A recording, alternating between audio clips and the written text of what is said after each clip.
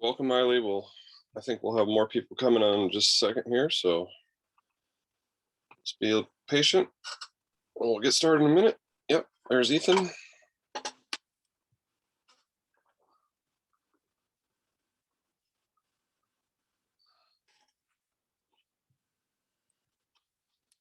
getting you guys marked down here.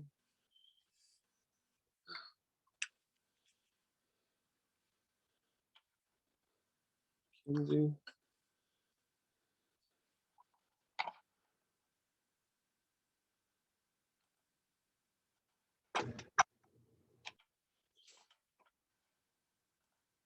All right, I'll give it a minute or two more and then we'll get started.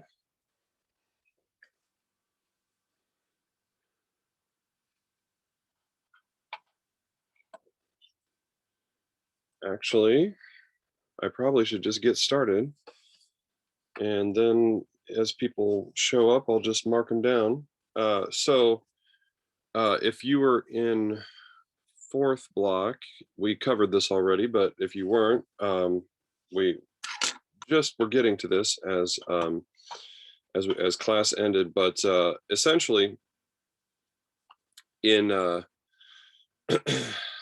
1922, that scandal that Harding had been worried about basically came to pass. This is where we left off, right? I'm gonna double check because yes it is. Okay, so the Republican Party had a lot of people in it who were corrupt, who were taking bribes, etc. You could compare it in many ways to the Republican Party under Grant.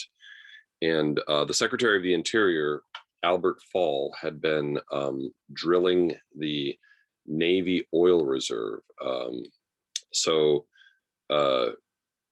Kenzie, I think you already know this, but does anybody else know what is the Navy oil reserve? Ethan or Eiley? Any ideas on what that is? Or are you guys even able to? Like, is it like it's like the Navy's personal reserve, like their own land marked off? Yeah, essentially, like the U.S. Navy has kind of like said there's this giant oil field kind of out in the Rockies, and they've basically said this oil field belongs to us and nobody can drill it. And like, what would be the reason why the Navy would want to just hold on to an oil field and let nobody drill it? Go ahead, Ethan. I'm guessing in case if another situation like Rockefeller comes up, they can still get the oil they need. Okay, like a Rockefeller, like what do you mean? Basically, if there's another huge oil baron that tries to hike up rates real high. Okay, well that's definitely a good guess. What about like if there was a war? Like, why would we want to have our own oil supply? We can't import foreign oil in war. Yeah, so like if we were in a conflict and our oil supply got cut off, like with no gasoline, none of our ships will go, none of our machinery will go. So there has to be a way to supply. And actually, as we get into World War II, you'll see that not having an oil supply is very problematic for Hitler. So the Navy oil reserve was supposed to be off limits. It was supposed to be something that nobody could drill. But of course, when we have a corrupt Secretary of the Interior, he's going to take bribes, and so he basically was getting a massive kickback from Harry Sinclair, who was the and I'm writing down people who are showing up here. And there's Jarrett.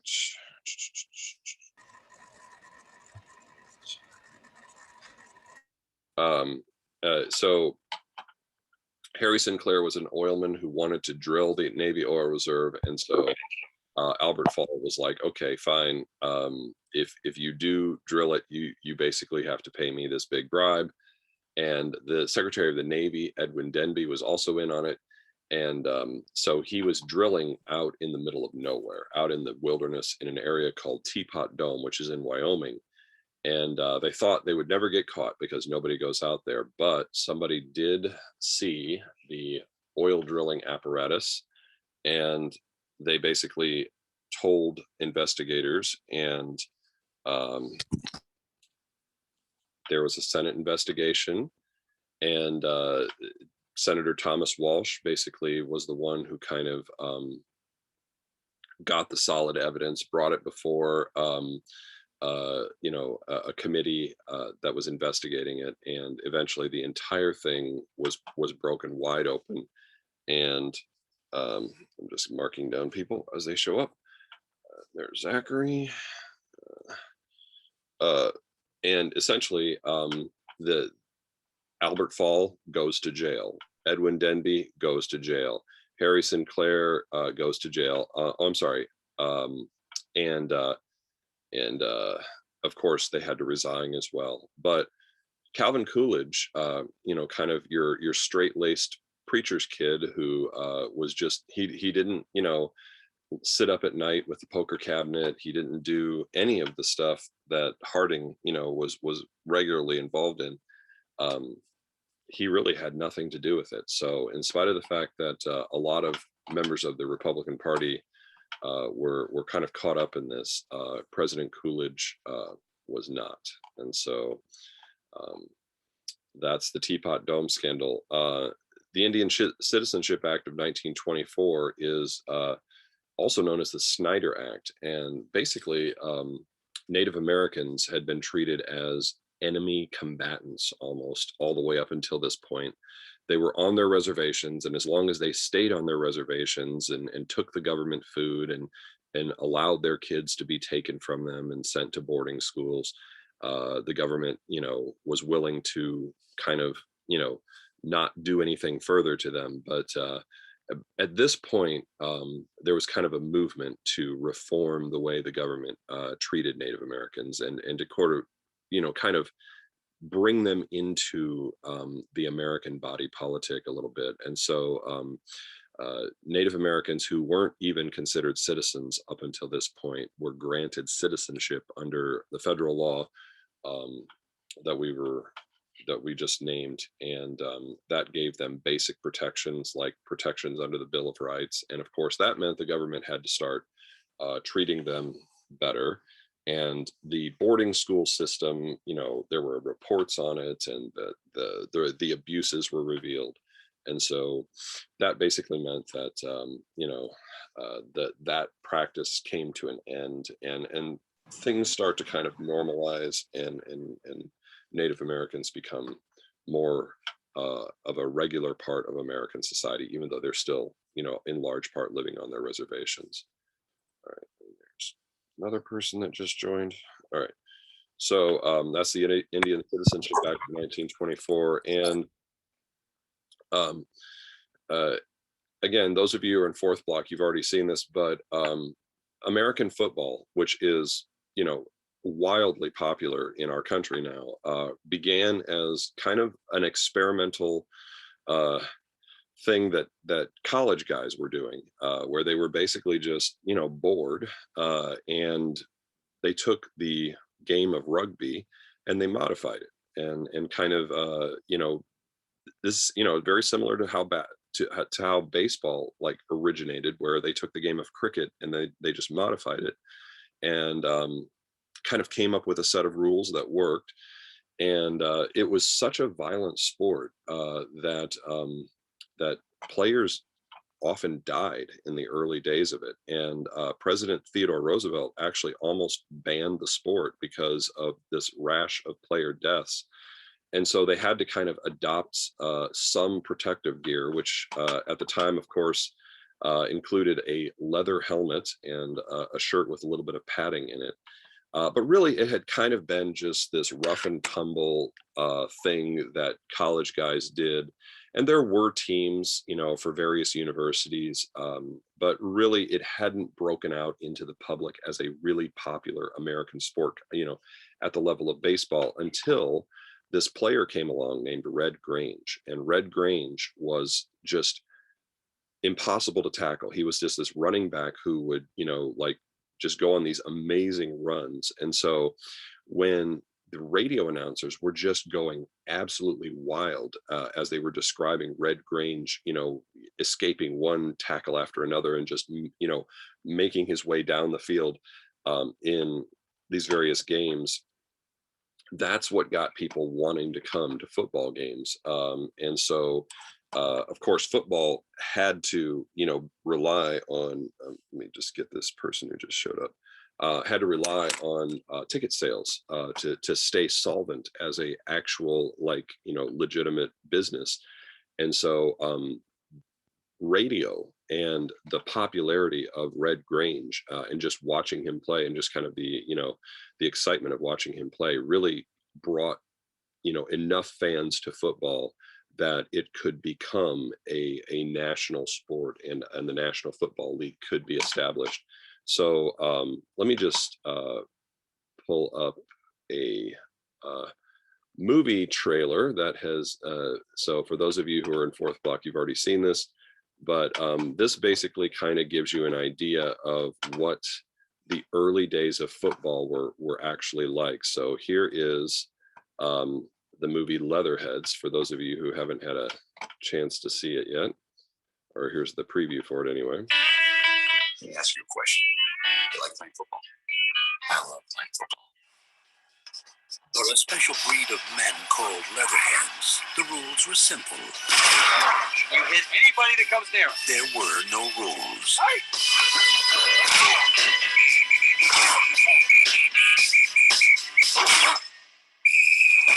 I like him. But when the game they love was going under, we're broke now. Our season just started. Time to pack it up and go home. Dodge Conley had the plan. It's your intention to legitimize professional football? To build it back up. Carter Rutherford leaves Princeton to play for the Duluth Bulldogs. What? Give me here, Carter Rutherford. The bullet. We're here on football, boys. They've got a completely different style, Carter. How are you going to adjust to them? Maybe they'll just kind of adjust to me. So you're a sports writer. Why not? Hey, what's a girl doing on the press box? Certain jobs are always going to be done by men. Big strapping man? Now, two of football's biggest stars will find themselves competing The real story is the matchup between the Bullet and teammate Dodge Conley. over the one woman. You're the kind of cocktail that comes on like sugar but gives you a kick in the head. Who can throw them for a loss? You think you're the slickest operator in Duluth.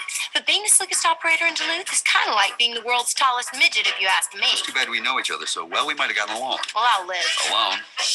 A couple of plays we ran at Princeton. A lot of our plays are pretty strong. These are a lot like your plays, only a little more effective. I got some decisions to make. In a minute. Where were you two? Out. Nowhere. This spring, Game of professional football has come of age. that means rules. I mean, never played any game clean. Let the games begin. Throw one. You're the injured party. You get the first punch. Leatherheads. All right, so that kind of gives you an idea of the Yes. the early days of football and what that was like. But the character Dodge Conley in that movie is loosely based on Red Grange, although of course they have to kind of Hollywood things up a little bit. But Red Grange was signed to the Chicago Bears. He became number 77. They called him the Whirling Dervish, the Galloping Ghost. And he really helped bring football to the point where it was a profitable American sport, and it became another sport which became a national obsession. So that is where we get American football. And I asked fourth block this. I don't think you guys have gotten to this in your literature classes yet, but one of the people that you're almost guaranteed to read at some point is F. Scott Fitzgerald. He was the poet of the Jazz Age, and essentially he wrote novels about how life was beautiful and glamorous, so to speak, in the 1920s with the parties and the culture and all of that. But there was this emptiness to it, and Europe was kind of going through the same thing. They had kind of this group of writers that was exploring kind of what we call the modernist way of looking at things, where there's just this kind of meaninglessness at the core of life.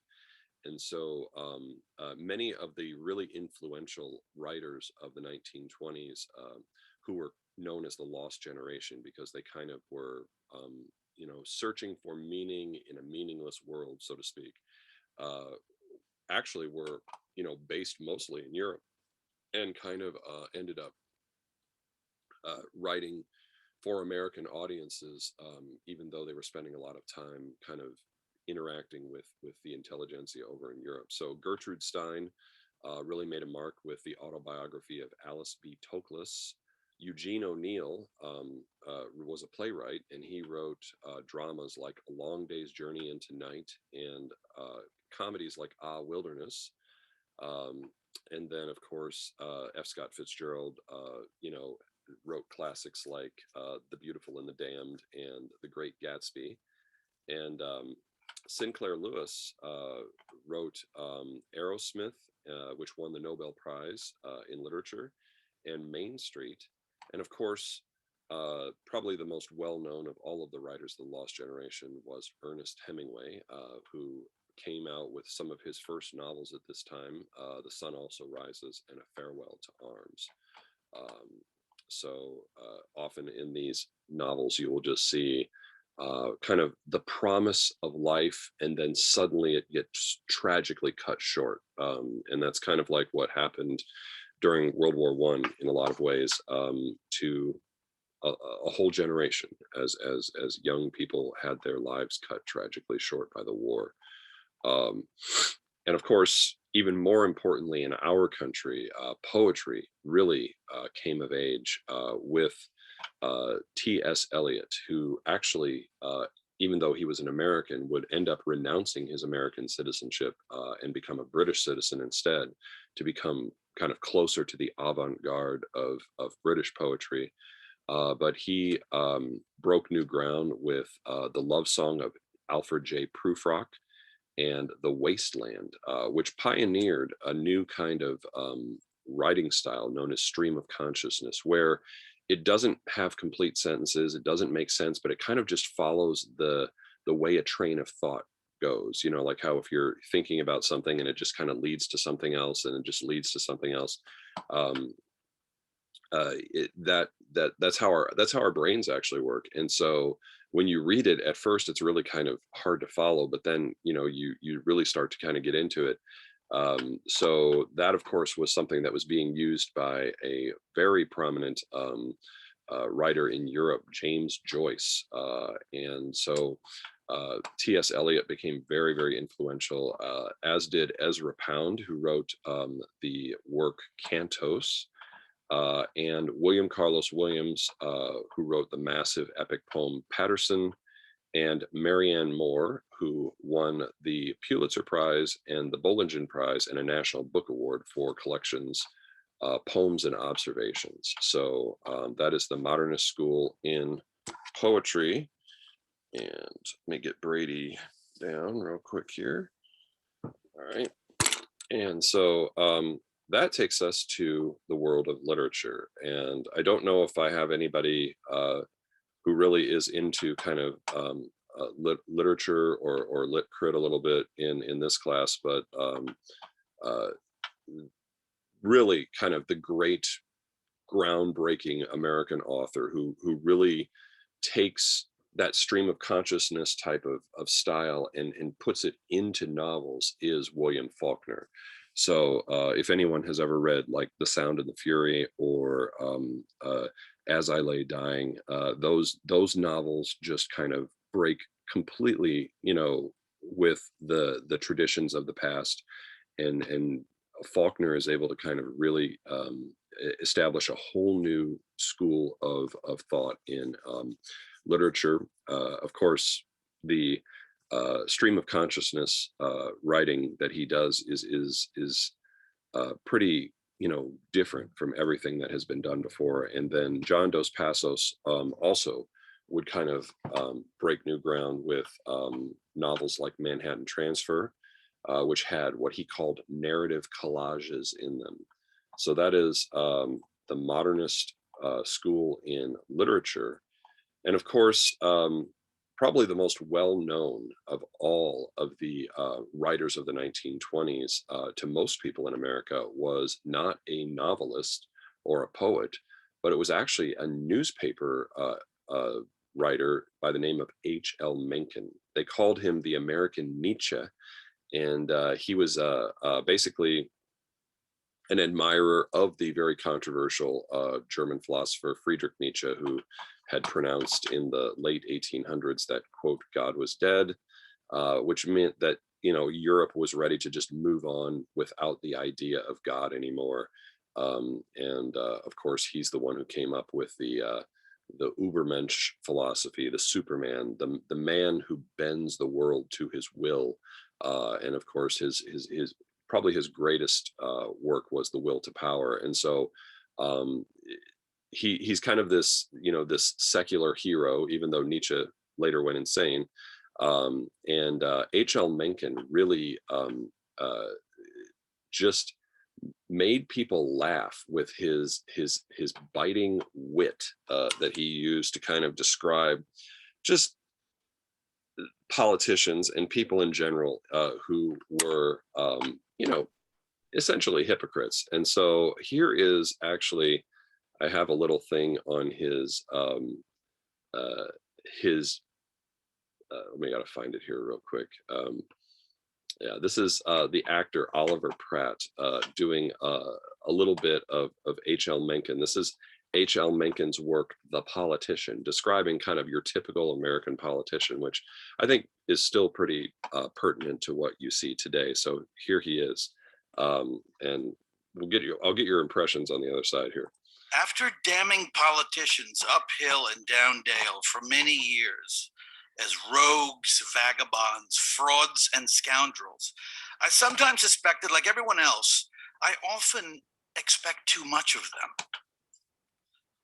Though faith and confidence are surely more or less foreign to my nature, I not infrequently find myself looking them to be able, diligent, candid, and even honest.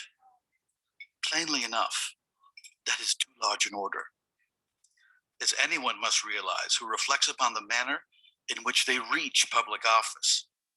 They seldom, if ever, get there by merit alone, at least in democratic states. Sometimes, to be sure, it happens, but only by a kind of miracle.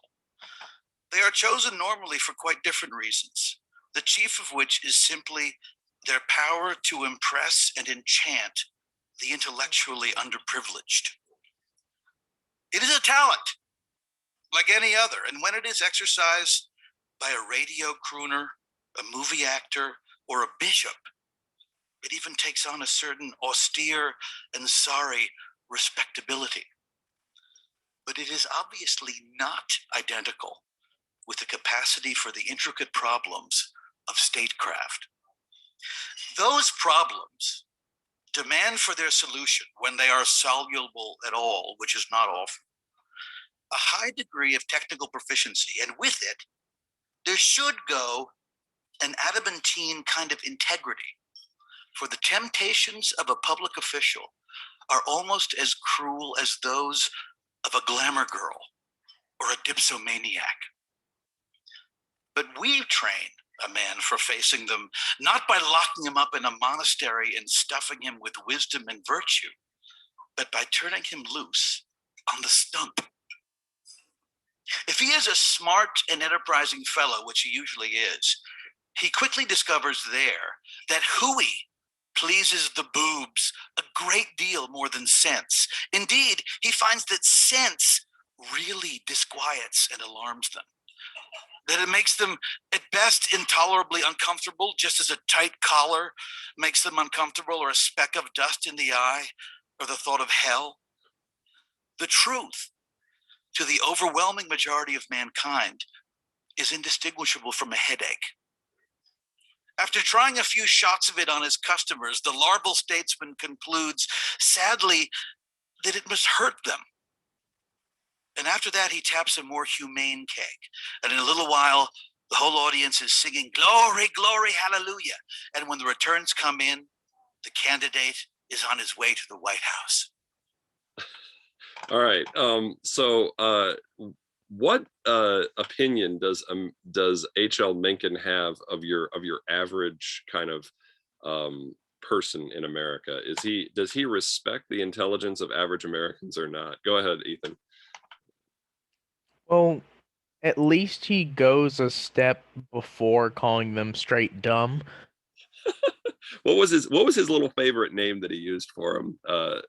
The intelligently underprivileged. The intellectually underprivileged. Also, he likes to call them boobs, basically. Yeah, and so that has become kind of a thing. That we get that term for people who are just kind of your average consumers of news who don't really think about things. From H.L. Mencken. Go ahead, Lauren. Are those terms still used in today's society? Still use that as a term even today. I've heard people call your average voter or your average not very intellectual person a boob, kind of thing.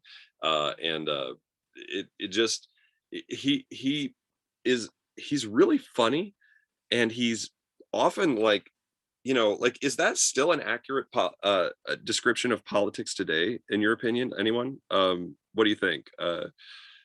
Does that really describe kind of like the way politics actually works? Go ahead, Eiley. Yeah. Yeah, I would say that he's got a real point there. So I mean, when it comes to the culture war, because he is like a participant in it, almost at the blood sport level. He is definitely on the left. Like, he loves to make fun of religious people. He loves to make fun of your kind of your average conservative, so to speak. He really is. He's very down on populism and democracy, things which we often see as good things, and the American middle class, because he just sees most people as intellectually inferior. And if you were like, he feels like there should be a smarter class of people that should run things. So he becomes kind of known as the American Nietzsche, and really has quite a career, and is just really entertaining to read. So if you ever get a chance to read some of his stuff, you'll find that it is still pretty timely today. Eiley, go ahead. So basically, he just comes up to people who he thinks isn't as smart as him, and he says, "Oh, you're stupid. You're a booby," and then walks away. Yes, That's absolutely hilarious. Yeah, he does, and he's very good at it. He's got an incredible vocabulary too. So you may run into him in college, but just be aware that he is really popular in the 20s. Nick, go ahead. So how did he maintain his career? Because he made fun of politicians, and he called like the average person a boob. So like, what was? Go ahead. No, go ahead and finish. I'm sorry. Just what was keeping him afloat, really? Like, how is he going so well? Because a lot of people found him to be incredibly funny, and he wrote scathing opinion articles in newspapers in major cities that had a tendency to lean left, like the Baltimore Sun. So like most of his career, he was actually on the staff of the Baltimore Sun. But of course, he did speaking gigs. He did, he wrote books, etc. But yeah, obviously, if you were living in kind of one of the more conservative, areas of the country, you would, he would, rub you the wrong way, because he's making fun of you. But the intellectual people in the cities especially really enjoyed him. I'm trying to think of who I could compare him to nowadays, like maybe like a Bill Maher type person, but I don't know if it's like a complete comparison, but someone who just sees the incredible hypocrisy in a lot of what people do. So I don't know if that answers your question, Nick, but yeah, that is kind of H.L. Mencken, the American Nietzsche, really just an incredible person. So when we get to the Scopes Monkey trial, you'll see that he is, you know, he just writes these scathing articles about it, calling it a religious orgy in Tennessee, you know, and just making fun of it up one side and down the other. So that is H.L. Mencken, and of course. This kind of modernist movement, which you know we call the Lost Generation, gets into the world of art as well. And I mean, in Europe, it is like big. Like you know, there's the Dada movement. There's all kinds of stuff happening in Europe, but in America, we do have a couple of artists who are influenced and kind of take things in new directions. Thomas Hart Benton is this Missourian who a lot of times will paint murals, but his paintings warp reality on purpose. And this, of course, becomes like one of the big themes of this modernist, you know, type of work, which of course is going to lead to the whole abstract, you know, impressionism movement, is to take something, you know, and warp it. And so oftentimes a Thomas Hart Benton painting will warp around a central scene, and of course this is the Ballad of the Jealous Lover of Lone Green Valley, and you have this man with a gun in his hand, or no, I'm sorry, knife in his hand, confronting his woman, who of course I think, you know, is obvious he's been, you know, she's been cheating on him or something like that. And so the whole scene kind of, you know, reality slows down and warps around, you know, the emotion of that moment between those two. And then, of course, someone you've probably had some contact with and some knowledge of, Georgia O'Keeffe, would put she would take a desert landscape, and then she would put a cow's skull next to a flower. Anybody want to speculate on what that symbolizes? What does the cow's skull symbolize? Wouldn't it be life and death, I guess? Yeah, like you've got life, which is the flower, and death, and then you've got the desert of this world. Like this world isn't, you know, like a garden. It isn't a place of beauty. It's a desert. It's that's how reality is seen, and you've just got these two opposites just sitting there in the middle of it. And so that is definitely kind of, you know, her paintings really can kind of, you know, symbolize quite a bit. Nick, did you have something, or did you just forget to put your hand down? Forgot to put my hand down. Oh, okay, no problem. So there are, however, some other painters who really kind of make their mark as well during this time by taking provincial life, kind of the reality of provincial life, and painting it, but not in a idyllic way, but painting it more in a here it is, and I'm aware of the emptiness kind of way. So of course Grant Wood is most famous for his painting American Gothic, which, you know, still people are familiar with today. You know, and it often gets referred to, and you know, this is a farmer and his wife, and it just kind of like, you know, the somber looks on their faces, kind of the reality that they're dealing with. It doesn't really paint an idyllic kind of picture of that life, but here's just more the humdrum reality and kind of the emptiness of it to a certain extent. And then of course Edward Hopper would do the same thing with his painting of city life, you know, one of those all-night diners in Nighthawks. And so again, just, you know, this is what it's like, but it just kind of captures that feeling of emptiness and ennui. Yeah, go ahead, Nick. I don't know if this is true or not, but I remember at some point seeing something about when someone was asking the author of Nighthawks, or rather the painter of Nighthawks, about the symbolism behind there being like no exits to the building. Apparently he like started swearing because he forgot to paint on a door on the painting. Okay, so sometimes you think a painter is being incredibly deep when actually they're just like, whoops, I forgot to add that in. All right, that's funny. And then Chase, go ahead. What were you gonna say? Did anyone take a more lively approach to these, like to the city paintings and stuff? To the city paintings, as far as like a prominent painter of the 1920s, there is a little bit more of an upbeat movement, which is actually the next slide. I can kind of like, and we do have a little bit more of an upbeat type of movement in music. But as far as art goes, and famous artists, no one is really like popping into my head right now as kind of like the happy version of modernism. Modernism is really like where, you know, it's like when you're young, you think, oh, the world is like this, you know, there's the heroes and the heroes always win.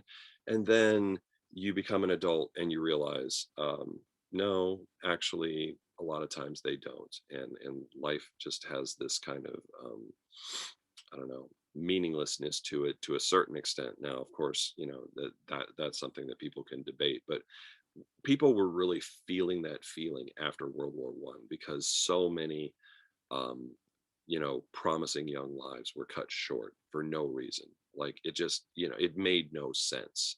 And so they're like, they're kind of wallowing in that feeling of just, it just doesn't make sense, you know, the way things are working. So that is kind of like, you know, very, very typical of what you see here. But to your point, Chase, there are people who kind of take this movement to kind of add a little flair to things, and they put it into the world of architecture. And so we call this the Art Deco movement. And it gets its name from Arts Decoratifs, which was an exhibit at a big, you know, expo held in Paris in 1925. And that kind of showed that there is some optimism when it comes to the possibilities of technology. Like technology is going to fix all of these problems we have, you know, as humanity. And so you see that in the Chicago's World's Fairs of 1933, in Buffalo City Hall's building, in the Chrysler building in particular. And of course, this victory symbol, which you have a woman's head kind of replace the hair with wings. And so it kind of represents luxury and the possibilities of technology in the future.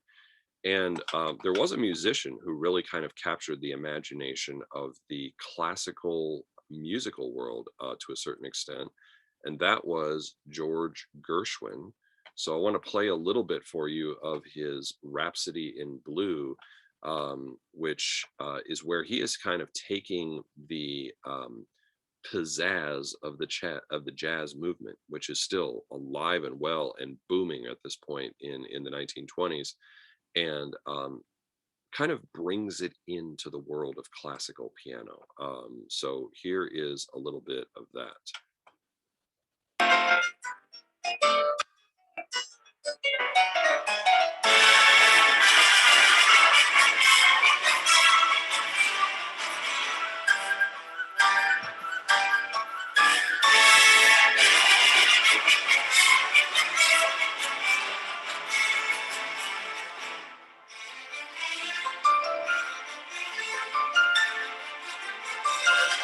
All right, so those of you who are resident music experts, any thoughts on Gershwin and kind of like the difference, you know, that he is bringing to music? I don't know, Felicia, did you have any thoughts on this? Since we know you're a very talented musician in your own right. I mean, it's really intense and really rhythmic.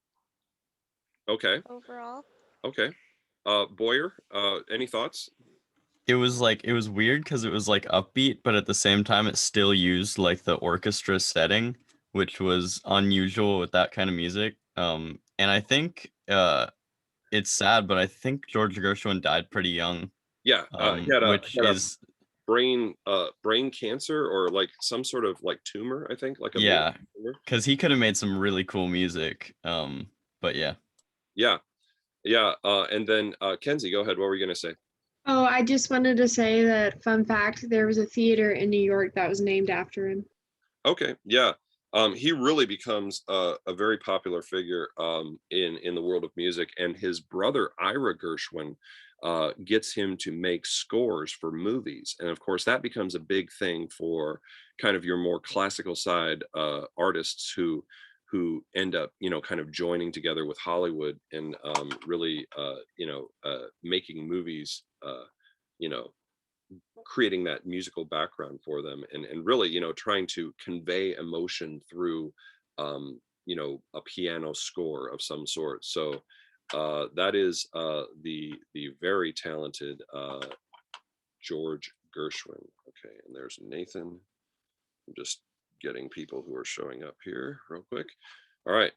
And so that takes us kind of up to where we left off in fourth block, which is with the creation of our federal police force, which of course has become important recently with the whole Capitol riot thing. But the FBI was created by Calvin Coolidge, who, and really it doesn't become known as the FBI at the time. They'll change the name later, but they called it the Bureau of Investigation. And that young Justice Department lawyer who had made a name for himself during the Red Scare and had helped Attorney General Mitchell Palmer with the Palmer raids, J. Edgar Hoover, he basically was the one who got appointed as the head of the Bureau of Investigation. And by some, you know, amazing talent of his, he was able to stay in office through like 7 different presidents, which is very unusual for a bureaucrat. Usually, you know, for a top head of an agency kind of thing, they get changed out by new administrations. Anybody know how J. Edgar Hoover was able to stay in office for so long, all the way up through the 70s, with when Nixon finally, you know, removed him? Anyone? Go ahead. Boyer, is it? I see your hand. Is that just because you're you had it left up? Okay. Oh, sorry, it was just up. So has anyone ever heard of the secret files of J. Edgar Hoover? Apparently, J. Edgar Hoover's investigators had been not only investigating crimes, but had been investigating politicians and had been finding out dirt on them. And so apparently in the FBI, you know, headquarters, there was this long, like, set of file cabinets that J. Edgar Hoover kept under lock and key. And in those file cabinets were the secrets of powerful people in Washington, D.C. And that basically was leverage that he used to kind of blackmail people, really. Go ahead, Lauren, what were you going to say? I was gonna ask, was he the only person that had access to it? Because it says on the slide that they were destroyed upon his death. His So that means secretary. someone had to go and destroy it. Yeah, right? he had a secretary who basically was, you know, kind of like, you know, you had to get past her to get to him, and she was quite the fearsome person herself. I forget her name, but she was the one who carried out the dictate of his will, which was that the files be destroyed. Now, of course, as historians, we're very sad about that because we want to know all that dirt that was in those files. Like, we know some things, like about, you know, the Kennedys and whatnot, but there was a lot of like secrets that were destroyed when those files were destroyed. But this is kind of like your really underhanded kind of house of cards way of playing politics is. So every time there'd be a new president, he would have a meeting with that new president, and he would drop like information that he knew. He would just like kind of like hint that he knew certain things, and it would make that president scared to do anything to him because, you know, he knew something about them, or he knew something about someone they cared about in their family. And so he just managed to stay in office for a really long time. Go ahead, Ethan. I kind of find it funny at the premise of Nixon just thinking, well, everybody's gonna hate me anyway, so might as well get rid of him with the Watergate and all that. Nixon was a Machiavellian politician at the level of J. Edgar Hoover. It's like J. Edgar Hoover like would meet these various people, and they would always be kind of like a little less House of Cardish than him. You know, he was like the Machiavellian guy, but when he met Nixon, he kind of met his match, so to speak. Nixon was just as underhanded and dirty as he was. So yeah, kind of interesting there. Lauren, go ahead. That's my bad. I forgot to put my hand down. I'm so sorry. No problem. Boyer, did you have something you wanted to add? Wasn't there a pretty big movie that came out about this? I Yes. feel like I remember watching a movie about this. Yes, and it Leonardo DiCaprio plays J. Edgar Hoover. I forget the name of it though, because I actually watched it too. So a couple of other interesting things about J. Edgar Hoover. First of all, he is very capable as a in his actual job. So aside from the fact that he is, you know, abusing his power for, you know, whatever ends, you know, he has personally, he revolutionizes police work. He will create the FBI crime lab in the 1930s, and they will take on some very important cases. When we get to the Lindbergh baby kidnapping case in the 1930s, you'll see how he uses forensic evidence to basically convict what many people thought was the killer at the time. And so that is going to, of course, have an influence on police departments all across the country and set the standard, so to speak, with the FBI crime lab, which was created in 1932. But also in his personal life, there is a lot of speculation, which I think is pretty well established, that he was most likely a homosexual, which was a secret, of course, because at the time that was like incredibly taboo. But he had a high level number 2 guy in the FBI named Clyde Tolson, which many people believe was his lover, essentially. And the two of them were, you know, very, very close for, you know, pretty much their whole lives. And so that, you know, is another kind of interesting thing about J. Edgar Hoover. So when we get into the mafia, you know, and kind of like him going after the mafia as the head of the FBI, suddenly, like at a certain point, he just is like, there is no real problem with the mafia anymore. And the speculation is that the mafia actually had photographs of him engaging in you know, what at the time would have been a scandalous, you know, type of behavior. And that kind of, so the guy who used leverage on everybody else was himself leveraged, possibly.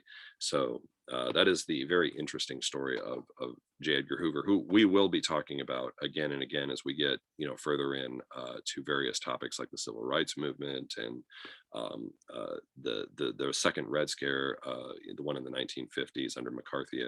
So we'll come back to him a number of times. And in the campaign of 1924, Calvin Coolidge is actually running for office in his own right. And Coolidge basically kind of had this very, you know, charismatic kind of, you know, laid back type of approach to everything. And so the economy was booming. The stock market was like, you know, just reaching new highs. It, you know, it seemed like almost every day. Like, go ahead. What were you gonna say, Boyer? Oh, you had your mic on for a second, Boyer. I thought you were going to add something, but basically the slogan was "Keep cool with Coolidge," and if you want the good times to keep on rolling, just vote Republican. So the Republican Party is taking credit for the economy, which, I mean, we've seen that in recent times. We saw that with Trump. Trump took credit for the economy, and that actually can really be beneficial, but it can also be a bit of a double-edged sword. And we'll see that, you know, what happens with Hoover, you know, as he does that same thing. But the Democrats were having kind of political schizophrenia because the Southern wing of their party was dominated by the Klan. And the Klan now hated more groups. They hated Catholics, they hated immigrants, they hated Jews. And those groups were actually a large part of the constituency of the Democratic Party in the North, where, you know, large numbers of, you know, labor union factory workers in big cities who were immigrants and a lot of them Catholics as well, were voters, you know, that reliably went Democrat a lot. And so they could not come up with a candidate for a while, and eventually they end up running a dark horse candidate, somebody who was kind of, nobody really knew a lot about him, so he wasn't that controversial, but he was also just kind of milquetoast. He just didn't really resonate with people at all, and so he didn't really have any kind of strong riposte to the whole Coolidge prosperity thing. And so in the campaign of 1924, we do see, though, however, a third party, which really becomes kind of a force in politics in and of itself, and that is Robert La Folle's Progressive Party. So Senator Fighting Bob La Folle, Sr. of Wisconsin, was disappointed in several things. First of all, he wanted the Republican nomination in 1924, but Coolidge, of course, took it, with his kind of pro laissez-faire, which big business really enjoyed, approach to things. And so progressives, progressive voters were looking for a political home, and neither party really was reaching out to them. And so he revived Teddy Roosevelt's old Bull Moose Party, and tried to get social reformers, populist farmers, etc., people who wanted to use the power of the federal government to rein in big business and make things better for the little guy, to kind of like draw them and get like a real strong third party movement going. But when he pushed for public control of like big, kind of almost utility like businesses, like for instance your electric companies or your railroads or telephone, etc. Republicans pounced on it, just like they pounced on William Jennings Bryan when he did it, and called his program red radicalism. So he's going to be drawing progressive votes away from both parties, but really he's going to hurt the Democrats far more than he's going to hurt the Republicans, because really the progressives had moved over into kind of the Democratic column. And so you can see here that it is a landslide for Coolidge, even though La Folle does break into the electoral column and take Wisconsin up in the north. But you can see when you look at the popular vote that really the Democrats were split in the election of 1924. And so Coolidge handily wins a term in office in his own right. And as we get into further into the 1920s here, we need to talk about some developments in the rest of the world, because these are, of course, going to have a big effect on events that we're going to be involved in. So in 1924, Vladimir Lenin, who I mentioned had been shot in the neck by a kind of just your average, person, Fania Kaplan, kind of a modern day Charlotte Corday, if you know your French Revolution history a little bit. The bullet had lodged in his neck, and the doctors had said to him, look, it is so close to your big, arteries that if we take it out, we're afraid that they're going to, like, those blood vessels are going to burst and you're going to have a stroke. So we don't want to take it out. Well, the pain from that bullet, which was kind of still lodged in his neck, was driving him crazy. And so finally, in April of 1922, he consulted some further doctors who were like, no, actually, we think we could probably remove it. And so when they did, sure enough, he ended up having a series of strokes. And so he had 3 strokes in May of 1922, in December of 1922, and in March of 1923, which left him almost completely paralyzed. And really, the Soviet Union had kind of only been established in 1922, as he was kind of going through this process. And so just as his dream was coming true, just as they had defeated all others in the Russian Civil War, Lenin, basically his health fails, and he dies in 1924, in January of 1924. Of course, because of the nature of his compadre Stalin, many people feel like there may have been, Stalin may have conveniently taken advantage of the situation. But most historians do believe that it was just, a really unwise medical decision, that led to his untimely death, which was to take that bullet out, because the strokes were real. So because Lenin had never really kind of laid out his successor and who that was going to be, there was a bit of a power struggle in the Bolshevik Party, and it really came down to the other two big guys in the party. One of which was Stalin, who allied himself with a group of Bolsheviks who had kind of like said, okay, the whole pure communism thing isn't working, and we're in the middle of like a kind of like an economic downturn, and there was this famine that had hit Russia at this time, and so they had reintroduced capitalism without actually calling it capitalism. So it is kind of funny. Lenin had reintroduced capitalism, calling it the new economic program, and that had revived the Russian economy. So some Bolsheviks were like, "Hey, we got to continue this because it's actually working, and we need the economy to go if we want popular support." But others were like wanting to be ideologically pure, and they were led by Trotsky, and they were known as the left opposition, and they wanted to end the NEP now that the crisis of the famine was over. And so there was kind of this power struggle, and this is where we see Stalin's talent for,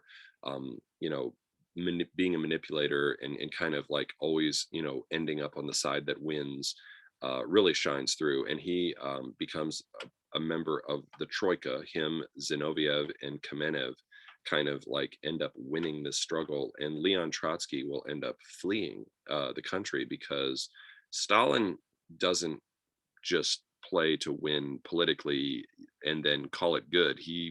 If you're a threat, he's going to keep coming at you until he kills you. And so Stalin basically had sent assassins to try to get rid of Trotsky. And of course, Trotsky had to flee the country in order to avoid them. And they chased him around the world. And eventually they would catch up with him famously in Mexico City in 1929. Does anybody know the famous way that Trotsky dies? No? All right, well, it's the ice pick to the back of the head. One of the assassins hits him with one of those little ice pick things that you use to break apart ice in the back of the head and kills him. So that is the end of Leon Trotsky. And of course, this photograph right here is actually one of the first kind of doctored photographs of history that we're going to be looking at. And Stalin apparently went to great pains to have himself inserted into a picture of Lenin sitting on a bench. And why? What impression is he trying to create there? So Chase, go ahead. What were we gonna say? This is besides the question, but were any political cartoons made from the ice pick in the back of his head? Because I'll recognize that. I've never seen one, but like it's just like a famous thing. Like every time I've talked to people like who know their kind of their Bolshevik history, that's like always one of the stories they know. Like it's always like it's just kind of like a thing. So it kind of shows like the story of the Bolsheviks a little bit when you know the way that Trotsky died. I don't know. It's just a thing among historians. As far as I can tell, it's like, they're like, oh, and the way Trotsky died, right? Yeah. And so that kind of thing. Faith, go ahead. Well, any thoughts on my question there of what is the impression Stalin is trying to create with this photograph that he's inserted himself in through a very, very laborious process to kind of create this doctored photo? Well, he's kind of saying, "Oh, look, I should be his successor. Look how close we were. We were such good friends. Wow." And actually he's like, "I'm listening. Look at me. Here's Lenin giving the great wisdom of the party." Like he's kind of almost on a pedestal at this point. And here I am. I'm just in this position where I'm listening to him. Ethan, did you want to add anything to that? Yeah, I think you can subtly see, like, in the foreground, it's like right near his right thigh or something. There's like weird thing with the bench and right his pant coat or something. Yeah, I don't know.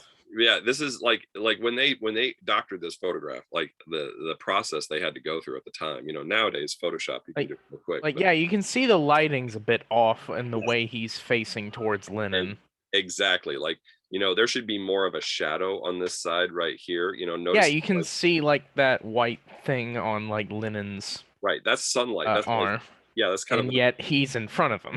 right. And he's just completely in light, you know, like there's no shadow on him like there should be. So yes, it is most definitely doctored. Eiley, go ahead. What were you gonna add?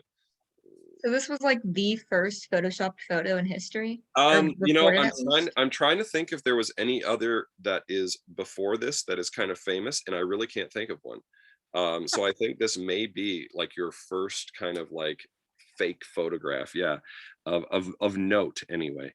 But anyway, that Lennon actually right before he died did leave a kind of written, you know, explanation of what he wanted.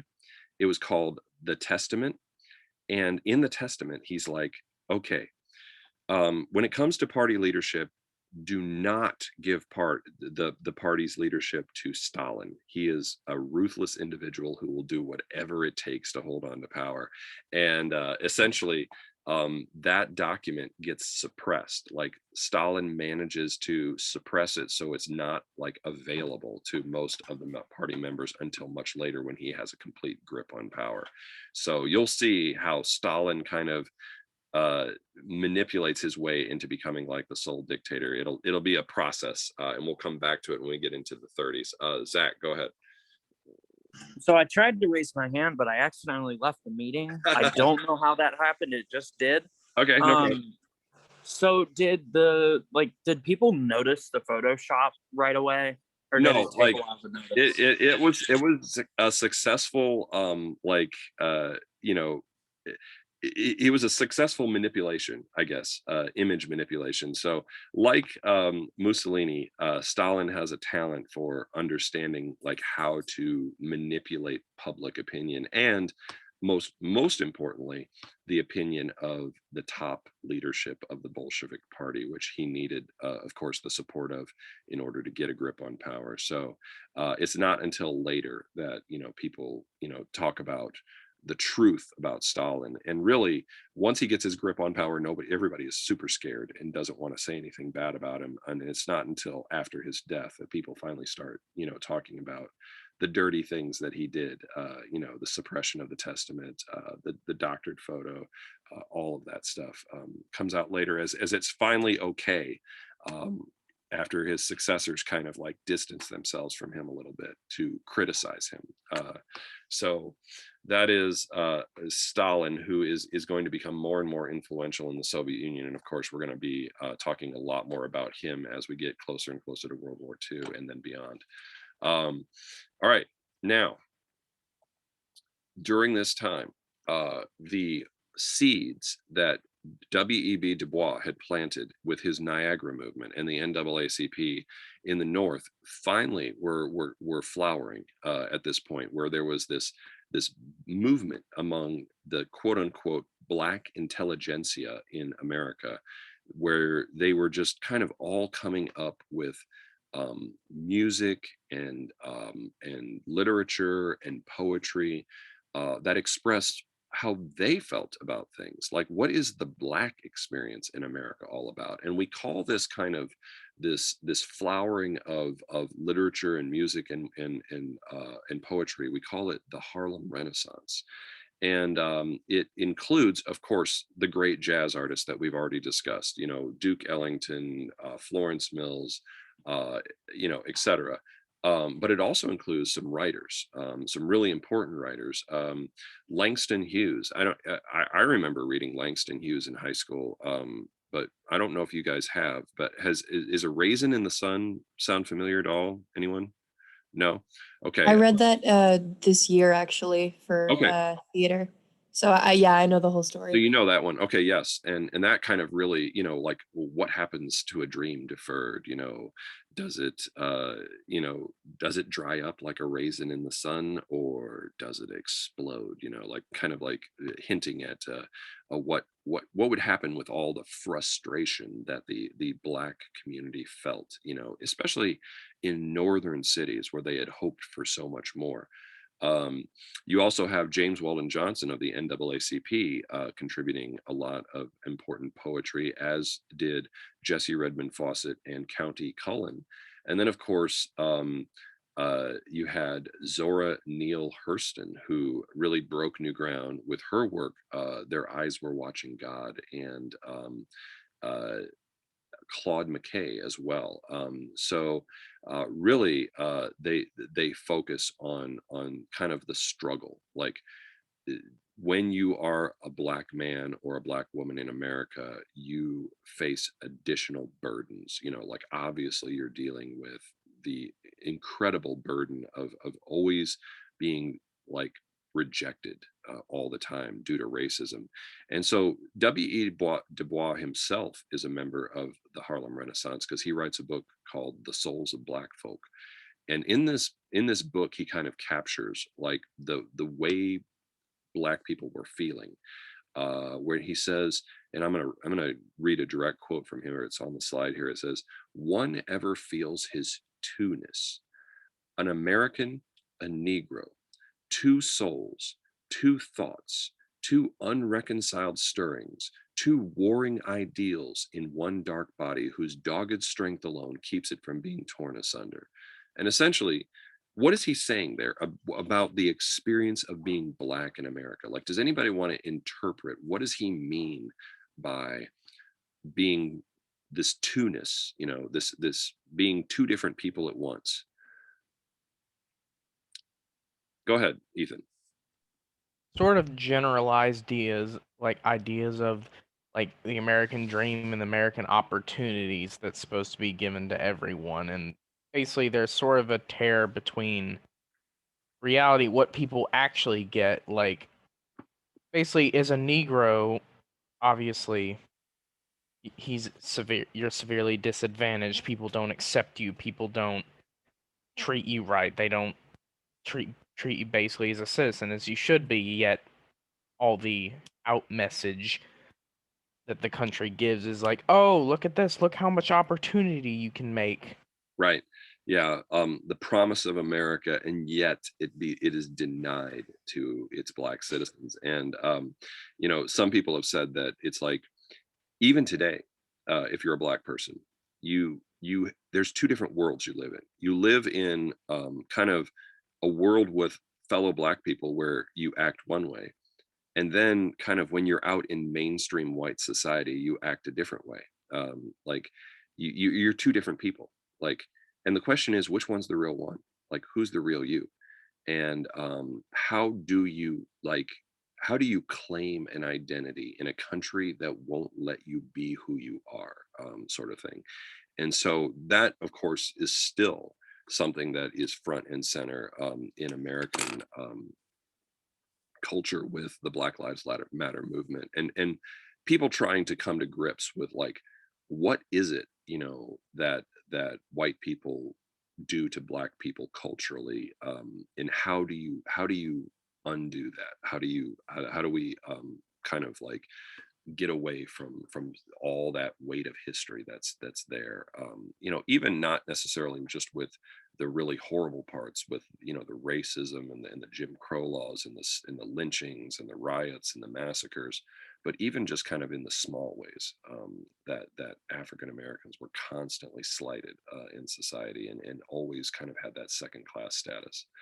And now we do need to kind of hit on a couple of the really important members of the Harlem Renaissance. One of them is a guy who is an immigrant. He he comes into America from Jamaica, but he's a very highly intelligent guy who had studied in Latin America and in London, and that was Marcus Garvey. And Marcus Garvey comes in and is really kind of a rival to W.E.B. Du Bois. and kind of tries to set himself up as the more authentic fighter for Black rights, so to speak.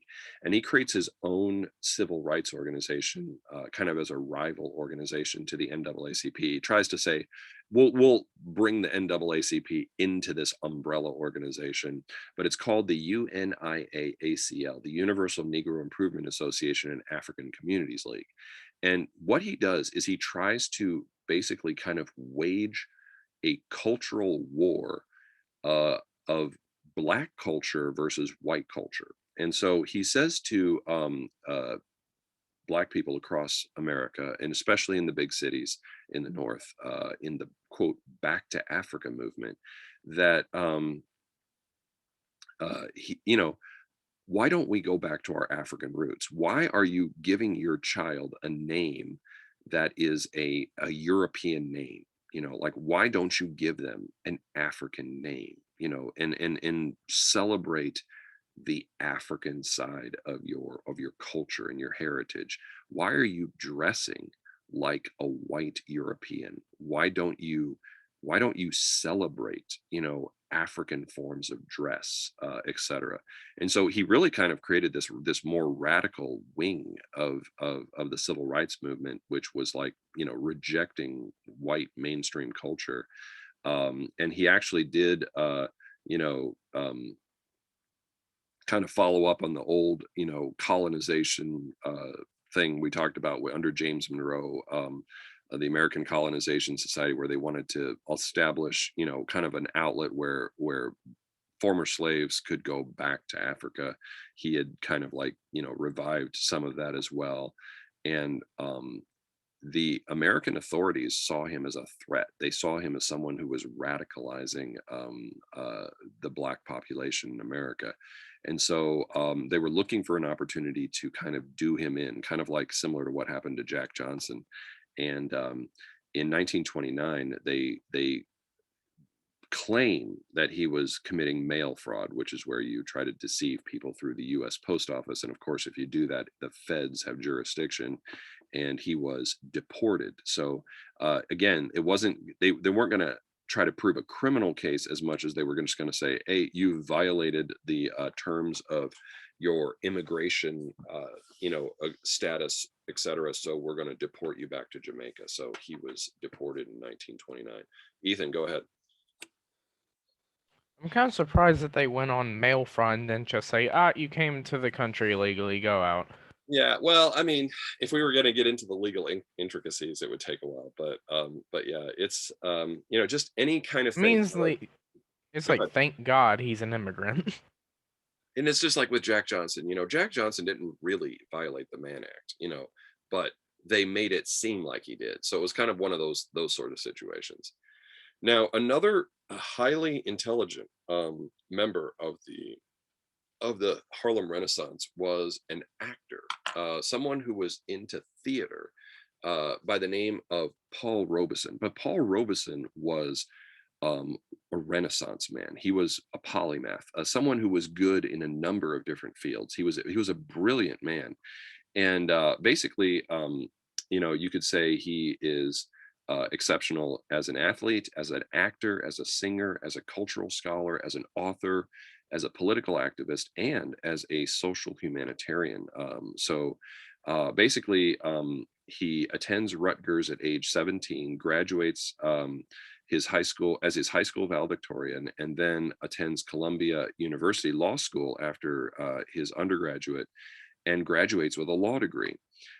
He gets a job with the one of the best law firms in New York, Stotesbury and Minor, but he realizes that he is always going to be a second class kind of person in this law firm, and that he's never going to have equal respect. And when a secretary refused to take dictation for him, he quit his job as a lawyer. So instead, he moves into the world of kind of music and theater, and becomes a very popular concert singer. And he also, you know, stars in Shakespeare's Othello, and that ran for nearly 300 performances. And he becomes so popular as an actor, as a stage actor, that he is able to use his influence to try to fight for various causes. He fights for civil rights and for social justice, especially for African Americans in the South.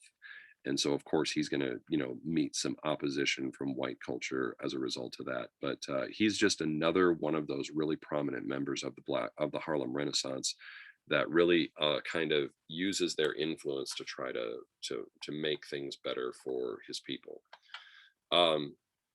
Speaking of the world of entertainment, we have an amazing character who bursts onto the scene at this time. He's just a unique person in many ways. His name is Eric Weiss.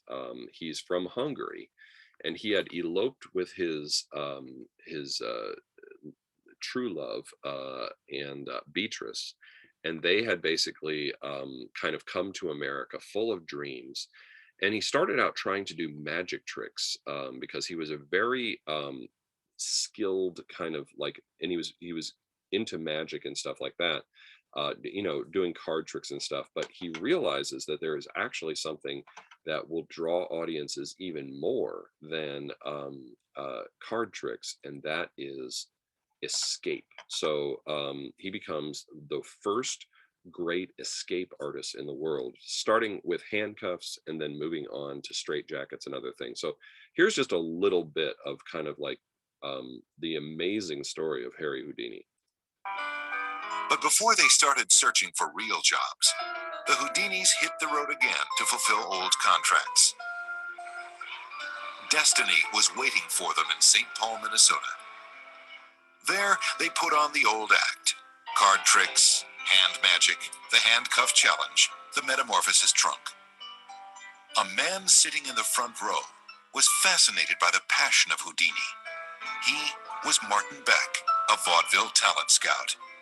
Beck bluntly told Houdini that if he would toss out all the card tricks and concentrate on the escapes, Beck would offer him a vaudeville contract. Suddenly, his weekly salary jumped from $25 to $60, to $90, then to $120. Houdini not only learned to escape from nearly anything, he also learned something about the way he escaped. In his old act, he would allow himself to be strapped tightly into a straitjacket and then disappear behind a partial curtain. Houdini almost always worked behind some kind of curtain or compartment to effect his escapes. As long as they were certain that no one came to his aid, vaudeville audiences would wait patiently in front of a blank curtain until the magician finally reappeared. But the new Houdini learned that the audience was as fascinated with the struggle as with the escape. Since the straitjacket revealed no mechanical tricks, he brought it out front. Houdini could get out of that jacket probably faster than anybody. I mean, you can get out of these things fast, but the point is, don't get out of it fast because it's not as entertaining. It's not as dramatic. He knew how to milk it. And at the end, he would do what the audience was already fired up to do: stomp on that hated symbol of domination and restraint. Combining showmanship with shrewd planning, Houdini moved his whole act outdoors. The challenge reached new heights. He learned how to draw huge crowds. Wherever he played, as soon as he got off the train, there seemed to be somebody with a chip on his shoulder who shouted that he could defeat the great Houdini. None of this animosity actually existed. Houdini masterminded the whole event. I thought Houdini was challenging the world, but that's not what he did. He was so smart, he got the world to challenge him.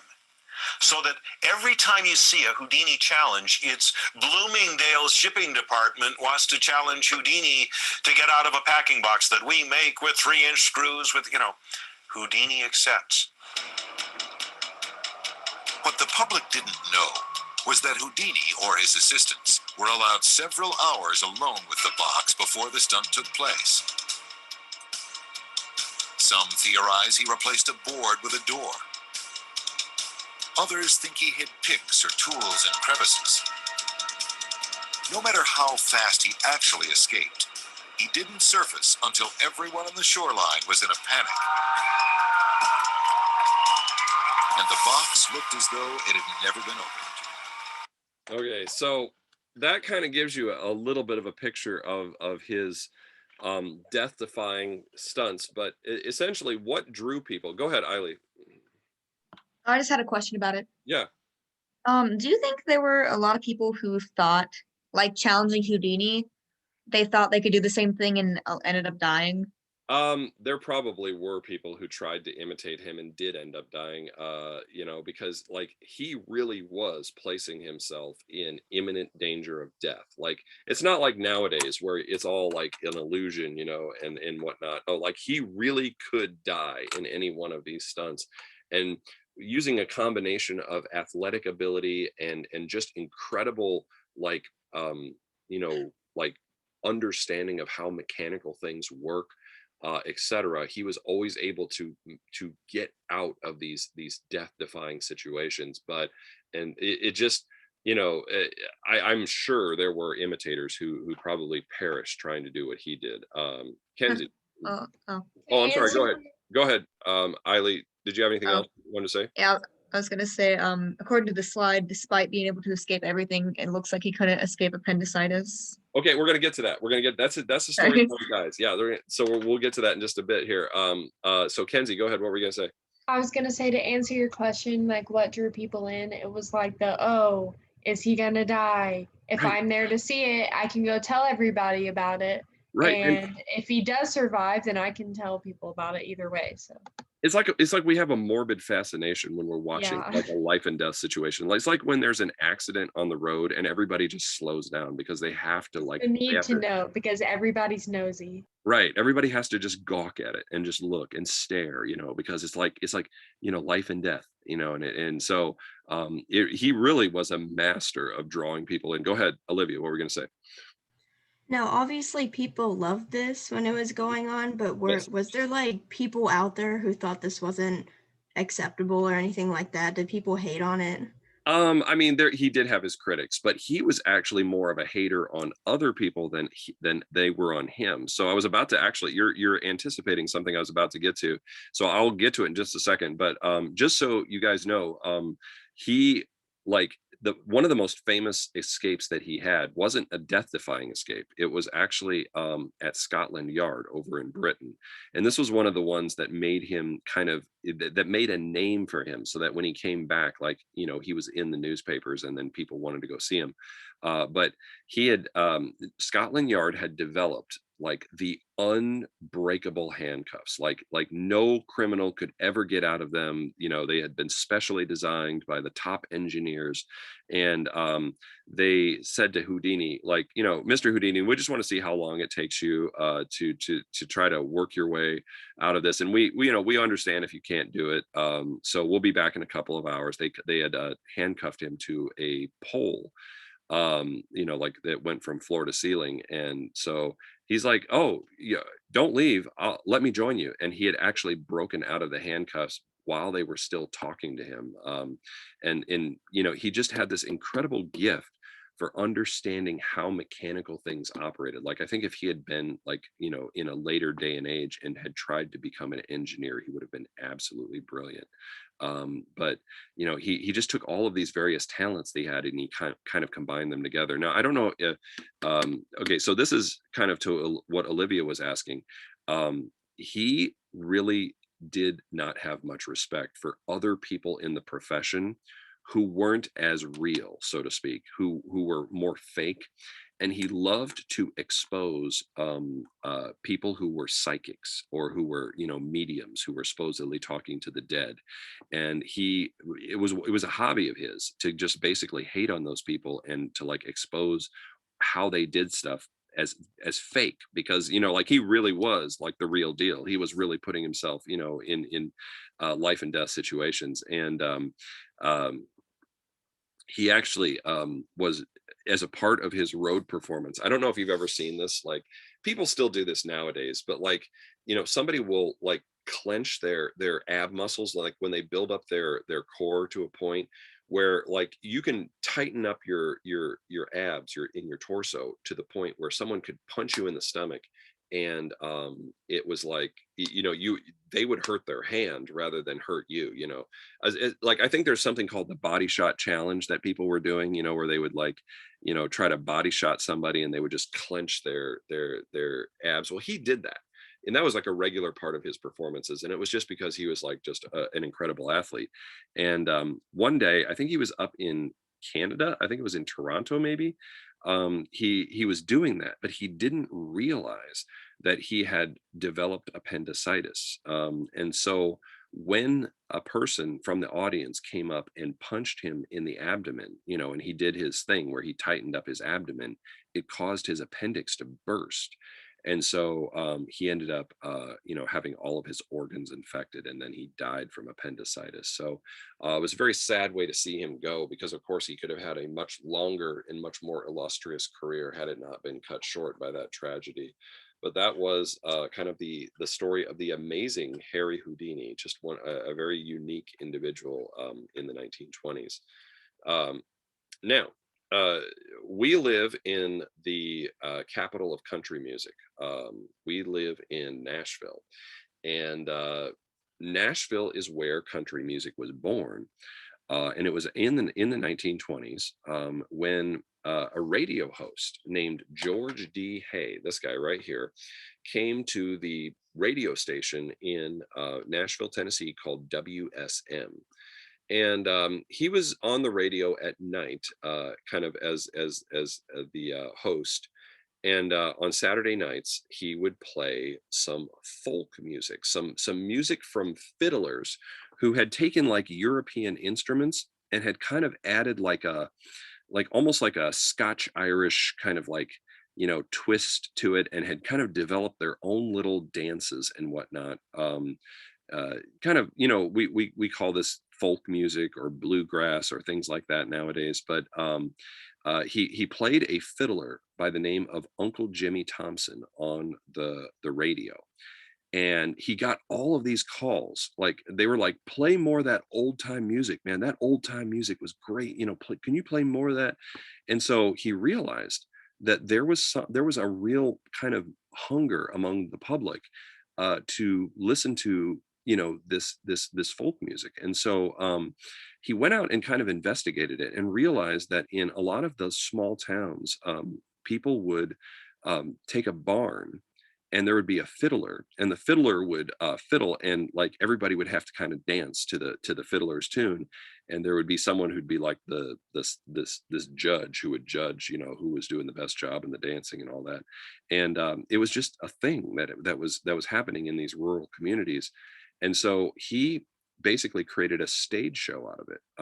And notice how they have like the picture of a barn there, and it was like it was basically a barn dance, and after this skilled harmonica wizard came and played music on one of these stage performances, which were kind of like basically playing off of the success of what he was doing on the radio. He decided to since the guy was playing stuff from the Grand Opera, he called it the Grand Ole Opry. And of course, the Grand Ole Opry is still around in Nashville, and really you have a whole kind of series of artists who kind of try to bring that folk music together with the European instruments being used, kind of mainstream the band instruments. And the guy who really kind of brings it together in the form that we recognize today as country music, does anybody know who is the great artist who kind of later brings it all together and really kind of creates country music from these folk roots? It's Hank Williams. Okay, so I'm sure you've probably still, people still play him that you might be familiar with, but that is where country music is from, and how it is born in the 1920s. All right, so back to the story of the mafia. Johnny the Fox Torrio had established a bootlegging, empire in the south and west sides of Chicago that was bringing in like $70 million a year. His only rivals in the Chicago area were the Irish in the north, who were led by a guy named Deanie O'Banion. And so really in Chicago, there was kind of this battle going on between the Italians and the Irish. And Deanie O'Banion tried to, and by the way, both of these guys had a right-hand man. Johnny the Fox's right-hand man was Scarface Al Capone, a guy who had gotten a big scar on his face from like a broken bottle when he was like a teenager in a bar fight. Deanie O'Banion's right-hand man was a guy named Bugs Moran. And so basically Deanie O'Banion tries to take out Johnny the Fox with a drive-by shooting, you know, and by this time the Tommy gun was a thing, which is like a kind of the machine gun in a much more portable, you know, sense. And so somebody did a drive-by shooting on Johnny the Fox, and even though he was hit by several bullets, by some miracle he didn't die. Like they just didn't hit any vital organs, but it was like a wake-up call to Johnny. He's like, you know what? I think I'm ready to retire. And so he hands over the reins of this empire to Al Capone.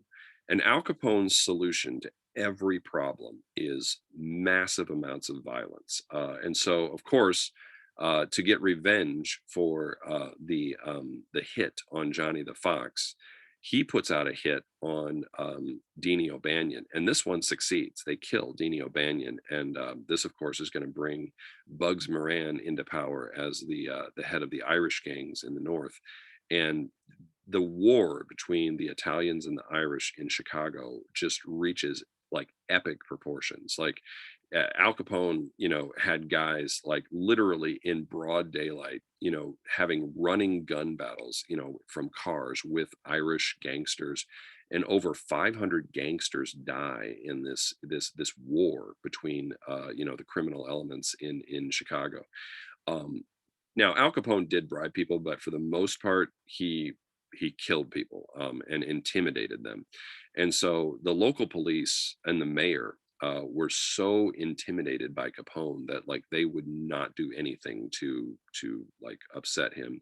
As a matter of fact, Al Capone was out on the steps of City Hall in Cicero, Illinois, which was kind of like the nice burb at the time. And the mayor of Cicero, Joseph Clenna, said something he didn't like. And he was on the steps of City Hall with him. There's policemen standing all around. He looks at Clenna and punches him right in the face.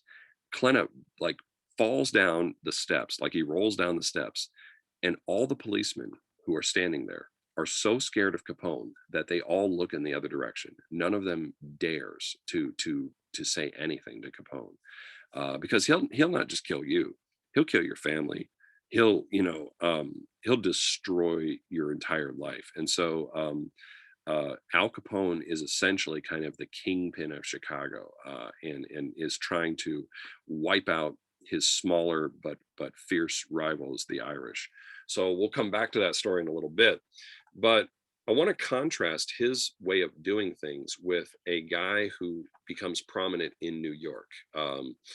And this is one of those hitmen that had become part of Joe the Boss Masseria's Murder Incorporated kind of, you know, set of gangsters. His name was Frank Costello, but Frank Costello was kind of a he wasn't as violent as a lot of the other guys. He was more of a manipulator. He was more of an operator, so to speak. So people gave him the nickname the Prime Minister. And there was a situation where there was a witness against Masseria and some of his top people, and this guy was going to actually testify against the mob.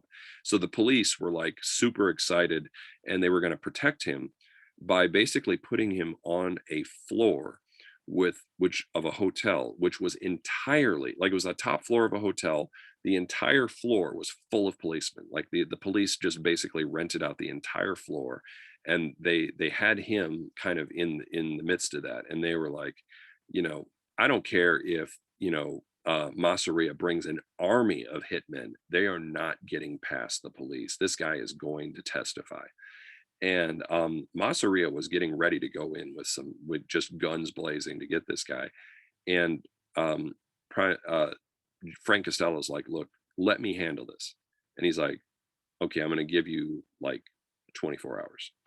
And so basically, in the middle of the night, this witness takes a nosedive off of the balcony of the top floor of the hotel, and ends up, smashed all over the pavement. And so, supposedly he committed suicide because of the pressure. But what really happened? Anybody want to guess? Like, how did Frank Costello pull that off? Like, what is his way of getting what he wants? Eiley. He pushed him and killed him.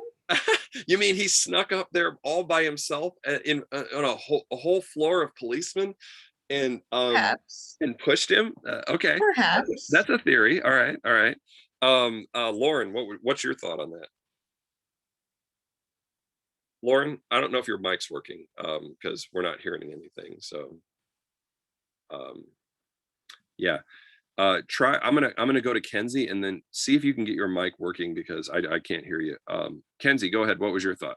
I was gonna say, okay, so obviously this dude is a master manipulator. So I'm assuming he found some background information on this guy, told him what he was gonna do if he went to go testify, and then he got so upset that like he probably like if he did actually commit suicide himself, I assume that he did that after he heard that information he had on it.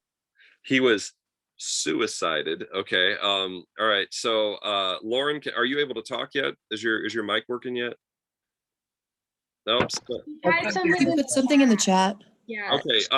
If she put something in the chat, just somebody tell me what it is. Yeah, he said, did he pay off the police? Oh, Lauren, you got it. Yes. So Ethan, you had your hand up also. Did you want to add anything to that? Yeah. I was gonna go into like the same principle that possibly he convinced the dude to kill himself, possibly with some. Yeah. No, actually. Or possibly one. Yeah. Or like Lauren said in the chat, or one of the police officers. It may be possibly like got some dirt on one of the police officers, like, or like saying, "Hey, they're gonna send an army to kill every single last one of you tomorrow if you don't do this." Yeah. Yeah. So Lauren's actually 100% correct. Frank Costello had figured out that if you wanted to get things done, it was actually easier to pay people off. And the mafia had so much money they didn't even know what to do with it all. Like they were just swimming in millions and millions of dollars. And a lot of these public officials and police officers, there were people who they could find who would take a bribe. Now, once you take a bribe as a public official, are you able to then put pressure on that person who has taken a bribe if you're the mafia? Like, how could you pressure that person once they've taken a bribe from you? Go ahead, Ethan. Basically, the moment you take that bribe, you're doing something illegal, and then immediately you could be on the ropes, you could go to prison, you could lose your job. Right. So you're going to be revealed as a criminal, and now you have to keep that secret. And of course, that was a way to basically just pressure people into continuing to do what the mob want. But of course, the mob would continue to pay bribes for certain things that they really wanted. And so you had all kinds of people on the take. We're not just talking about police officers. We're talking about like mayors and congressmen and just like in all kinds of public officials were quote unquote on the take. And so we have two competing methods here. We have the Chicago method, which is extreme amounts of violence, just literal war. And that's like the Al Capone way of getting things done. And we have the New York City method under Frank Costello, which is the bribery method, and kind of like the more sophisticated. Now, out of the two methods, which one is going to be the most effective long term, do you think? The bribery. Bribery. Okay. And Ethan, what were you going to say? You had your hand up too. Yeah, I was gonna say bribery, because usually with violence, it can only go so far until they fight back. Right. And who has the power? Like, say for instance, you're more powerful than like the local officials in Chicago, or even maybe the Illinois State Police. Who has the firepower to take on the mafia? And Lauren, I don't know if you just forgot to put your hand up or down, or if you had something you want to say, but please say it in the chat if your mic's not working. I could tell you what she said. Okay.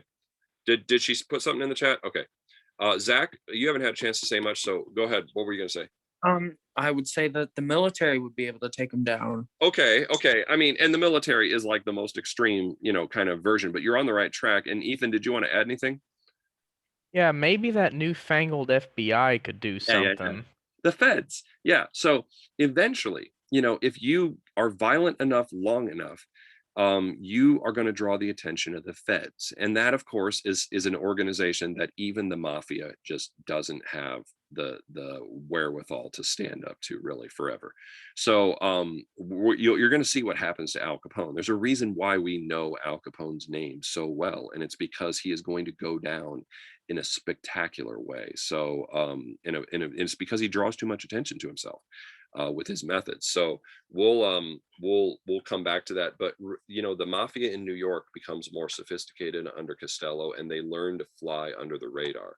And you'll see after kind of a series of things that happen in the mafia world, which we're going to discuss, how they kind of finally decide how they're going to handle things long term. So that's that, and that takes us to one of the most famous trials of the 1920s, and this is where an American Air Expeditionary Force commander, a brigadier general from our World War I forces, Billy Mitchell, basically gets into a fight with his superiors over whether or not air power is the future, so to speak. And really everybody's high on what branch of the military, still even from the 1890s, still considered the most important branch. Ethan, go ahead. Navy. The Navy, right. So the Navy guys are like, look, your planes were cool, you did fun tricks over, the battlefield, but it's not the equal of what we can do. And what Billy Mitchell wanted was he wanted the American military to basically focus, instead of building more battleships, on building an air force, because he believed that was the future. And of course, is he right or not? Is the air He's force right? Yeah. Oh yeah, absolutely. And so we'll see that in World War II. But essentially, he decides to embarrass his superiors into doing what he wants, by staging some big confrontations between planes and ships. And by the way, planes had the technology of planes had improved significantly by this point, and so he was able to kill a battleship, so to speak. This was an old like battleship that had been retired, with a bomber. And so this, of course, is going to reveal how well bombers could really affect things, now that bombs were kind of really becoming like a technology that was a very effective one. And instead of listening to him, even though he demonstrated his point with a spectacular kind of flourish, they court-martial him because he's making them look bad. And so this court-martial becomes one of the biggest cases of the 1920s. And he ends up, losing his rank and being kind of pushed out of the army for insubordination. But we now call him the father of the American Air Force, because he is right. He's 100% right, and we're going to learn that the hard way during World War II. Now, who is going to take his recommendations to heart? Which military? Yes, Ethan. Mainly, I would probably think a military across the ocean. Yes. Who in particular was like, yeah. Specifically of noticing stuff from, hey, those Germans have those fancy torpedoes, and apparently you can drop a bomb from a plane. What if you put a torpedo on a plane. Yeah, and of course the Japanese will do it too. But yeah, it's really the Hitler and the Nazis who are going to be the first ones to devote an enormous amount of money to like building an air force. And of course, that will become one of the centerpieces of the new style of warfare that Hitler will develop, which is blitzkrieg. We've already talked about the tank. And of course, the plane also is going to become really important. Now, in the 1920s, the ideas of Charles Darwin were starting to percolate down from the university level to the high school level, and people had really kind of accepted the Bible's story as to where human beings came from and where animals came from. And so when Charles Darwin challenged that, of course, it had created a lot of tension back in the 1890s.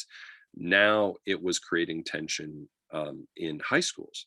And some of the more conservative states did not want this new theory being taught in their high schools. And so the state of Tennessee, one of the many southern states who was against it, passed a law called the Butler Act.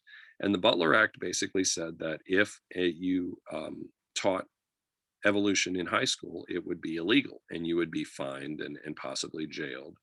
And so there was a group of lawyers, liberal lawyers who defended civil rights cases and civil liberties cases, known as the ACLU, the American Civil Liberties Union.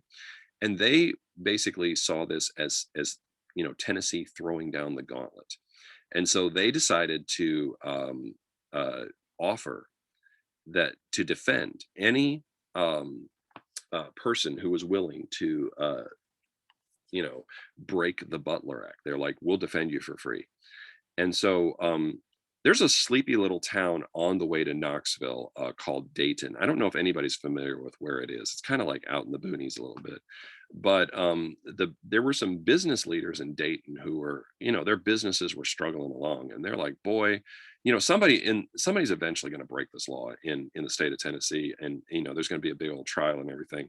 What if it happened in our town? Wouldn't that be like a big boon to our businesses? And so the business leaders actually convince the local football coach / science teacher at their high school, John Scopes, to teach evolution, which he doesn't even really believe in it, and he doesn't actually teach it. He just mentions it. But when he does kind of mention it in class, of course, he's reported to state authorities and is basically arrested for violating the Butler Act. And of course, this is going to create a showdown. So the ACLU brings in the big guns. They bring in the best defense lawyer in the country, which is Clarence Darrow, the guy that we talked about with the Leopold and Lieb trial. And the county prosecutor that was at Dayton's courthouse is like, I can't go toe to toe with Clarence Darrow. There's no way. And so he brings in a guy who is kind of like a defender of, Christian values, etc., the 3-time presidential candidate and still, very gifted lawyer, William Jennings Bryan.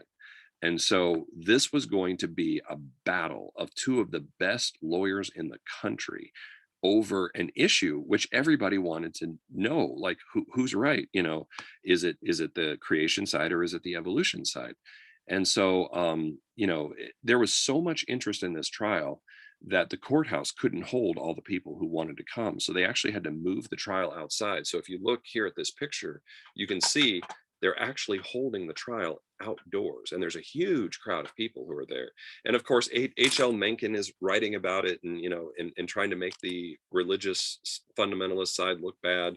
And everybody is talking about this trial. They call it the Scopes monkey trial, because of course, one of Darwin's most controversial assertions is that human beings themselves are just descendants from monkeys. And so Darrow has like the lineup of all of these professors and scientists, and he is ready to go to war. So he comes in, and he calls his first witness, and it's this professor of geology, and the judge says, no, you can't call him. And Darrow's like, but Your Honor, I need this person to prove my side of the case. And he's like, nope, I don't think you do.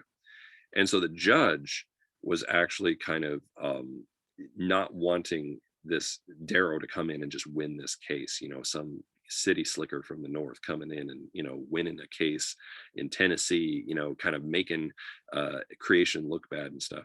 And so the judge just kept denying every witness that Darrow wanted to bring. So he was kind of in a pickle. And so finally Darrow was like, okay, I call William Jennings Bryan himself to the stand as an expert on the Bible. And the judge is like, okay. So this is kind of odd, because the prosecutor is being called to the stand as a expert witness. And so this cross-examination where Darrow and Bryan go like toe to toe in kind of like this debate is one of the great debates of kind of the 1920s and of American history.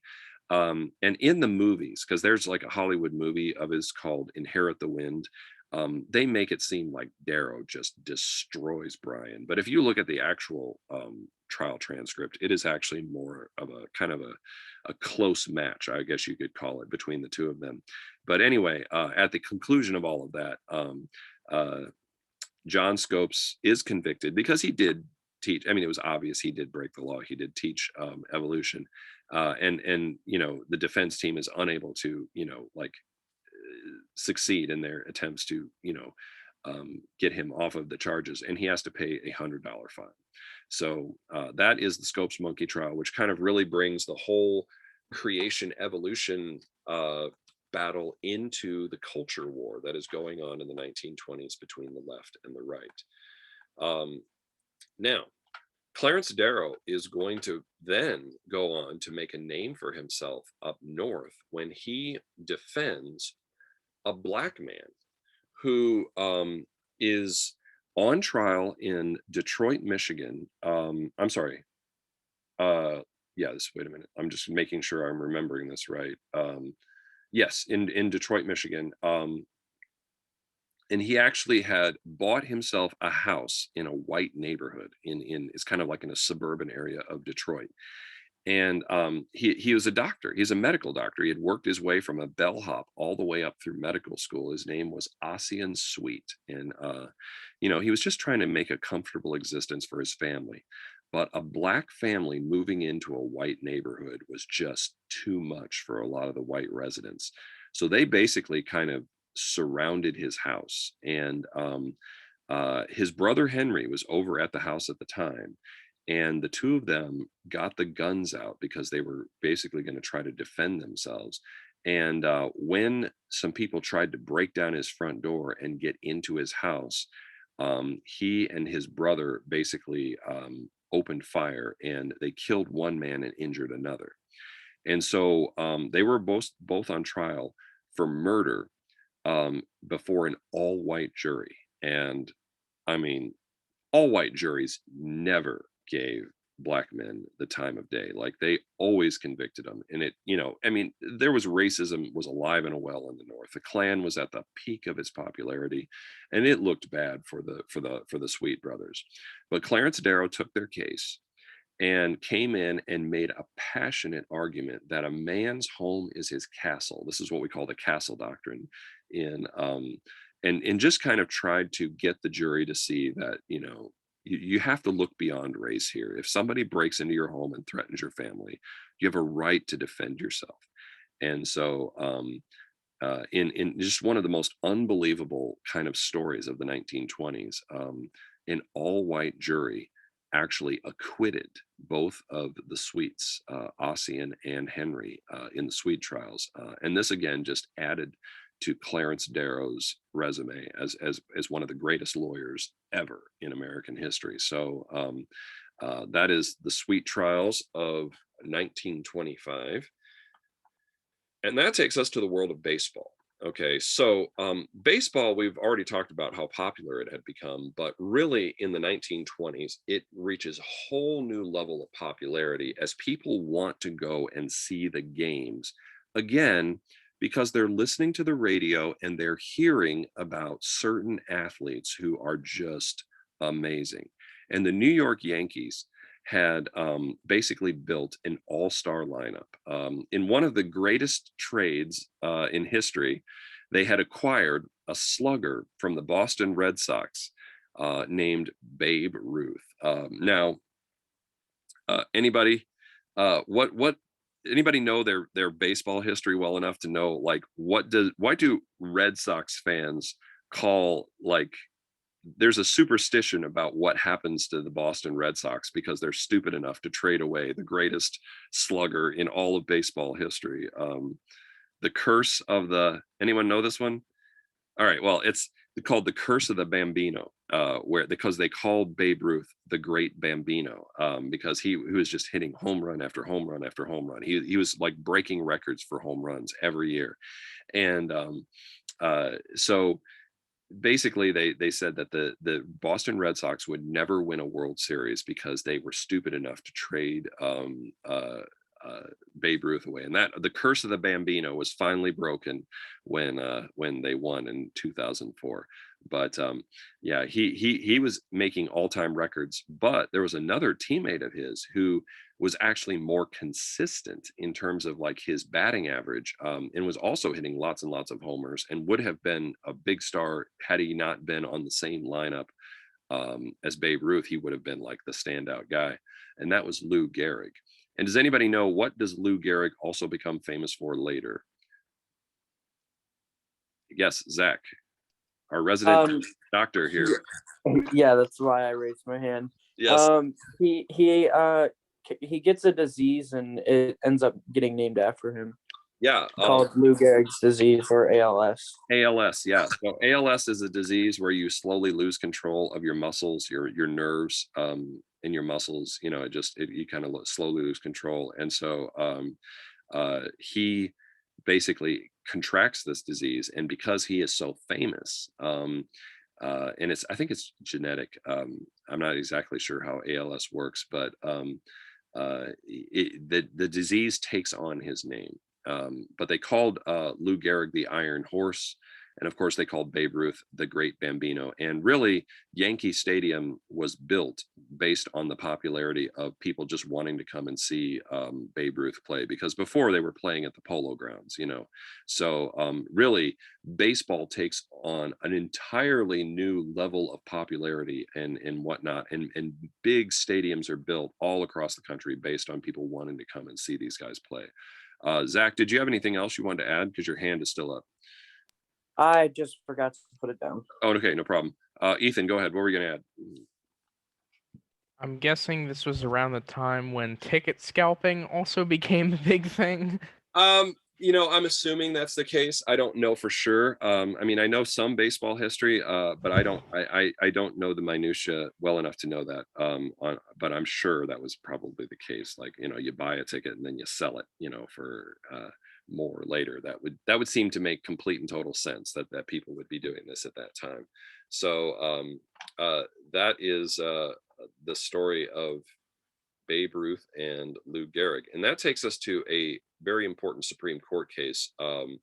So in 1919, a guy by the name of Benjamin Gitlow, who was a socialist and later became a founding member of the Communist Party of America, was charged with a violation of a state law, the New York Criminal Anarchy Act of 1902, for two writings of his that he had published, The Revolutionary Age and The Left-Wing Manifesto, which basically said that people should overthrow the government.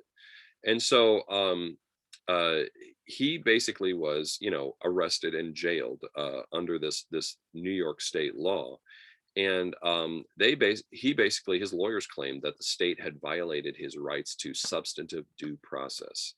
And so regarding free speech in the press. Now, can anybody tell me, any of you who are kind of maybe aspiring lawyers someday, why isn't why does New York have a law like that, which obviously violates what, you know, what civil liberty that we enjoy under the First Amendment? Like, what civil liberty does Benjamin Gitlow have, which should allow him to say whatever he wants to say about, you know, like overthrowing the government or communism or things like that? What is that First Amendment right?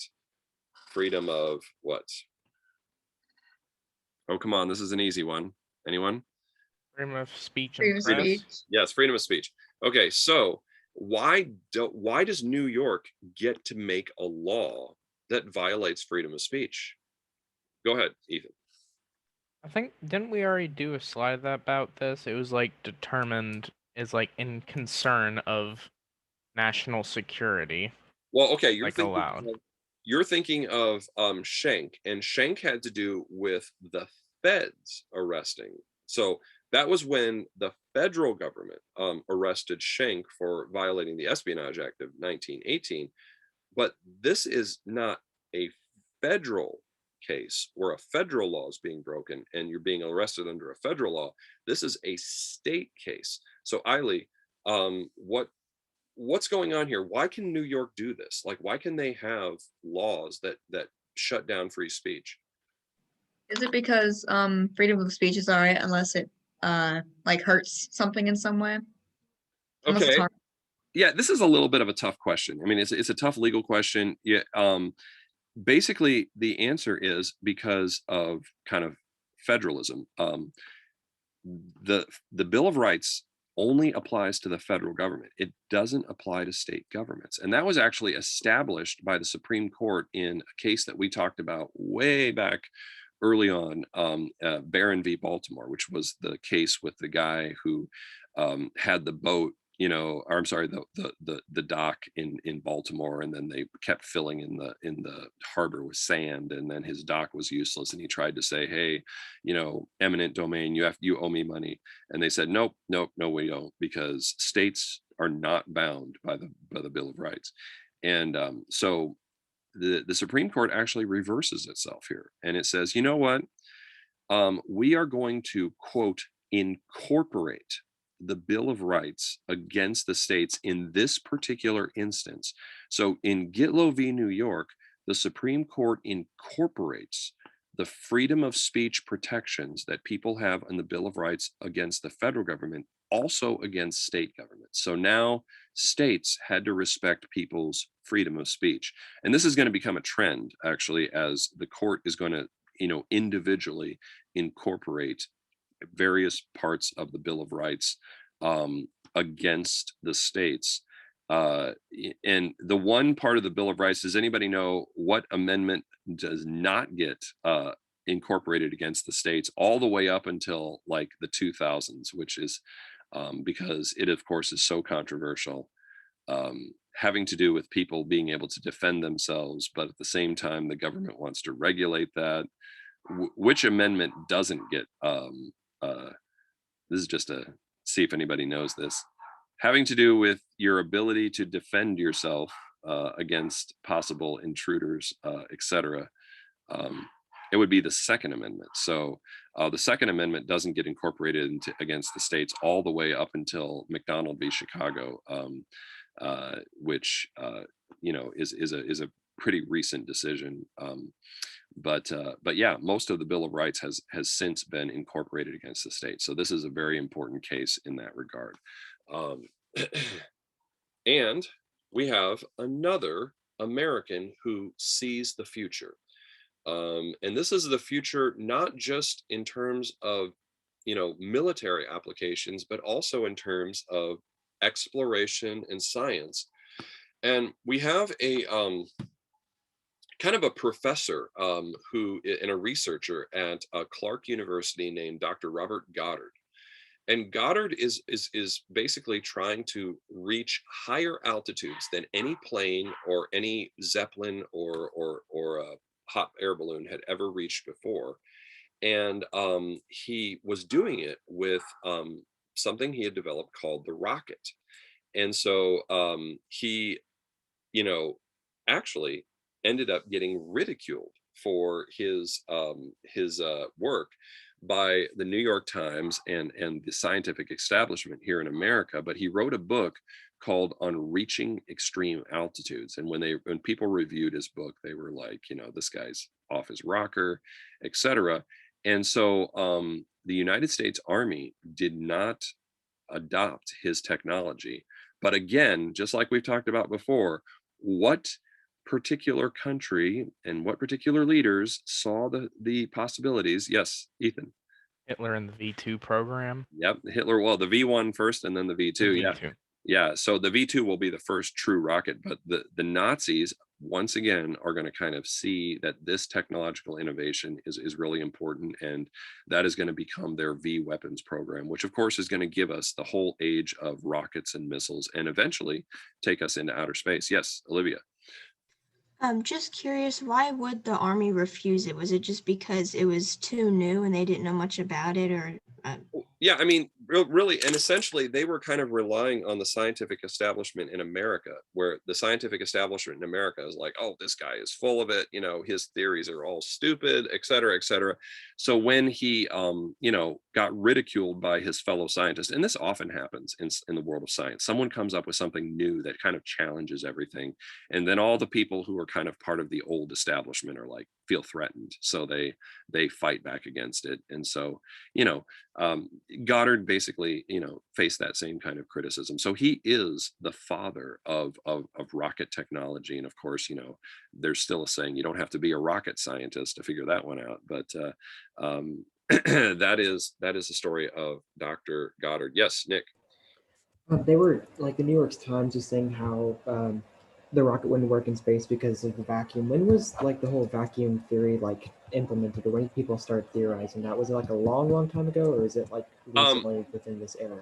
Okay, so if we're going to get into now, when I do like AP Euro, I cover a lot of the scientific advancements as in terms of like our understanding of outer space, and like that whole thing. Now that is like basically people like Sir Arthur Eddington, and he is like a big astronomer in England, who kind of like and as telescopes are getting more and more advanced, people are like realizing that not only is the sun the center of the solar system, and the various planets have been found, but that we're actually part of a galaxy, and there's a whole neighborhood of other stars, like, and so our knowledge kind of expands out to other stars, and they begin classifying the stars. And of course, it's at this point that the theory that that planets have atmospheres, and outside the atmosphere is a vacuum,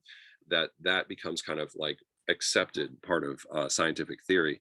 And of course they still don't know what makes stars burn, because they won't until Einstein basically comes up with E=mc², which is how energy can be created from mass when you're either breaking atoms nucleuses apart, which is fission, or squeezing them together, which is fusion, which is what stars do.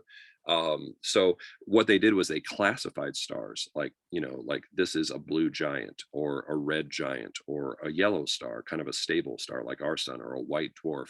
And so they kind of created this whole classification system. And then eventually, and there were like these smudgy things that were out there called nebulae. And actually, I think I have a slide on Hubble coming up here. Let me see if I've got Hubble in here. Maybe I don't. I really do need to add Hubble in, because he's in the 1920s.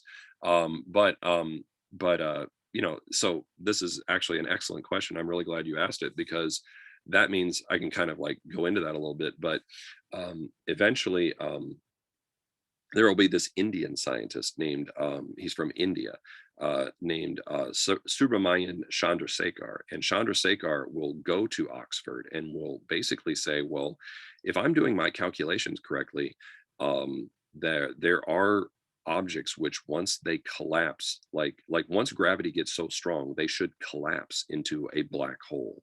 And of course, he was ridiculed and kind of pushed out of and had to come to America, because he was ridiculed at Oxford. But he, of course, ended up being totally right. And we now know that black holes are some of the most spectacular objects in the universe. And of course, every galaxy has a giant one at their center. But in the 1920s, Edwin Hubble using more powerful telescopes. He's an American, 1920s, 1930s. He is going to basically discover that those smudgy things, which had been called nebulae by Eddington and others, those were actually entire other galaxies, and he was able to calculate the distance. And he's also the first to realize that the universe isn't static, that it's expanding, that most other stars are moving away from us, that they're redshifted. And so that all of that knowledge is like from 1900 to 1920 is where we really just dramatically expand our and then of course Einstein is going to write his papers during that time as well.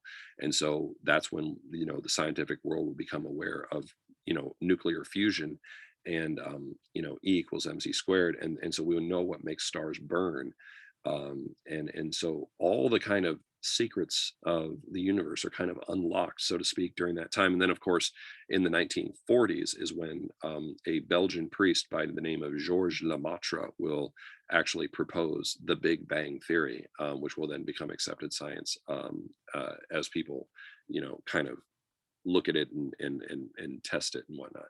So I don't know if that answers your question, Nick. I'm sorry, I kind of went off like down a complete rabbit hole there, but It didn't entirely, but it was still very interesting. Yeah, it is. Yeah. And so like when I do European history, like I have like all of that in there because most of those advances are made by Europeans.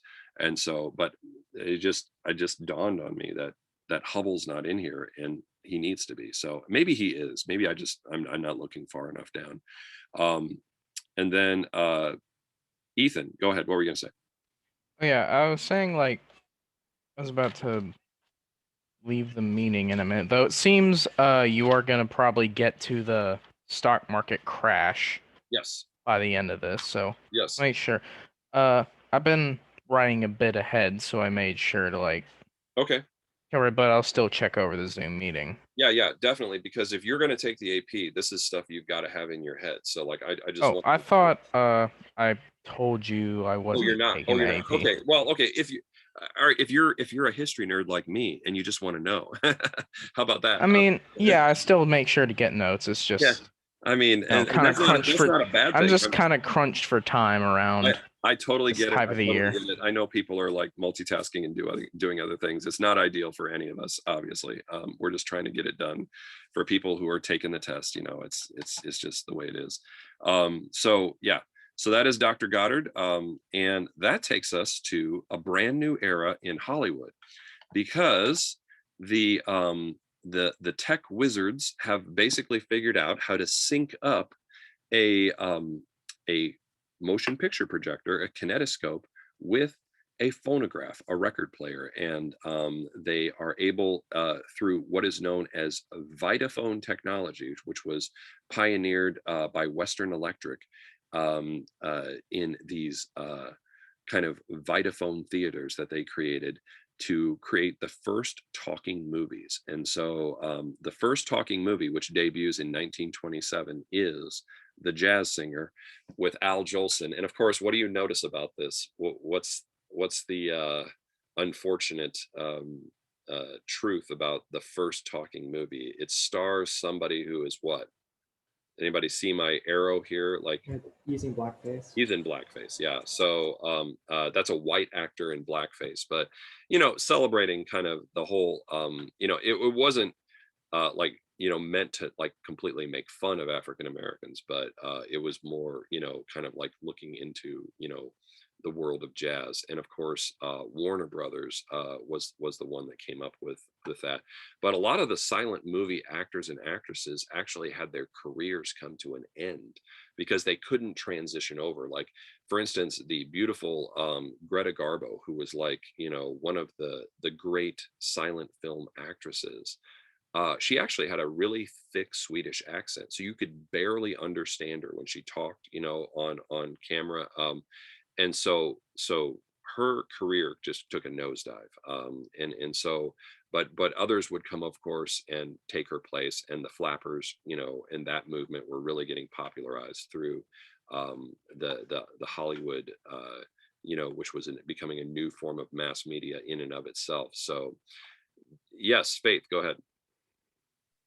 Weren't they were called talkies, right? But weren't they Yes. kind of controversial at first, and a lot of people didn't think that they would catch on? They thought Yeah, that it was right. too weird.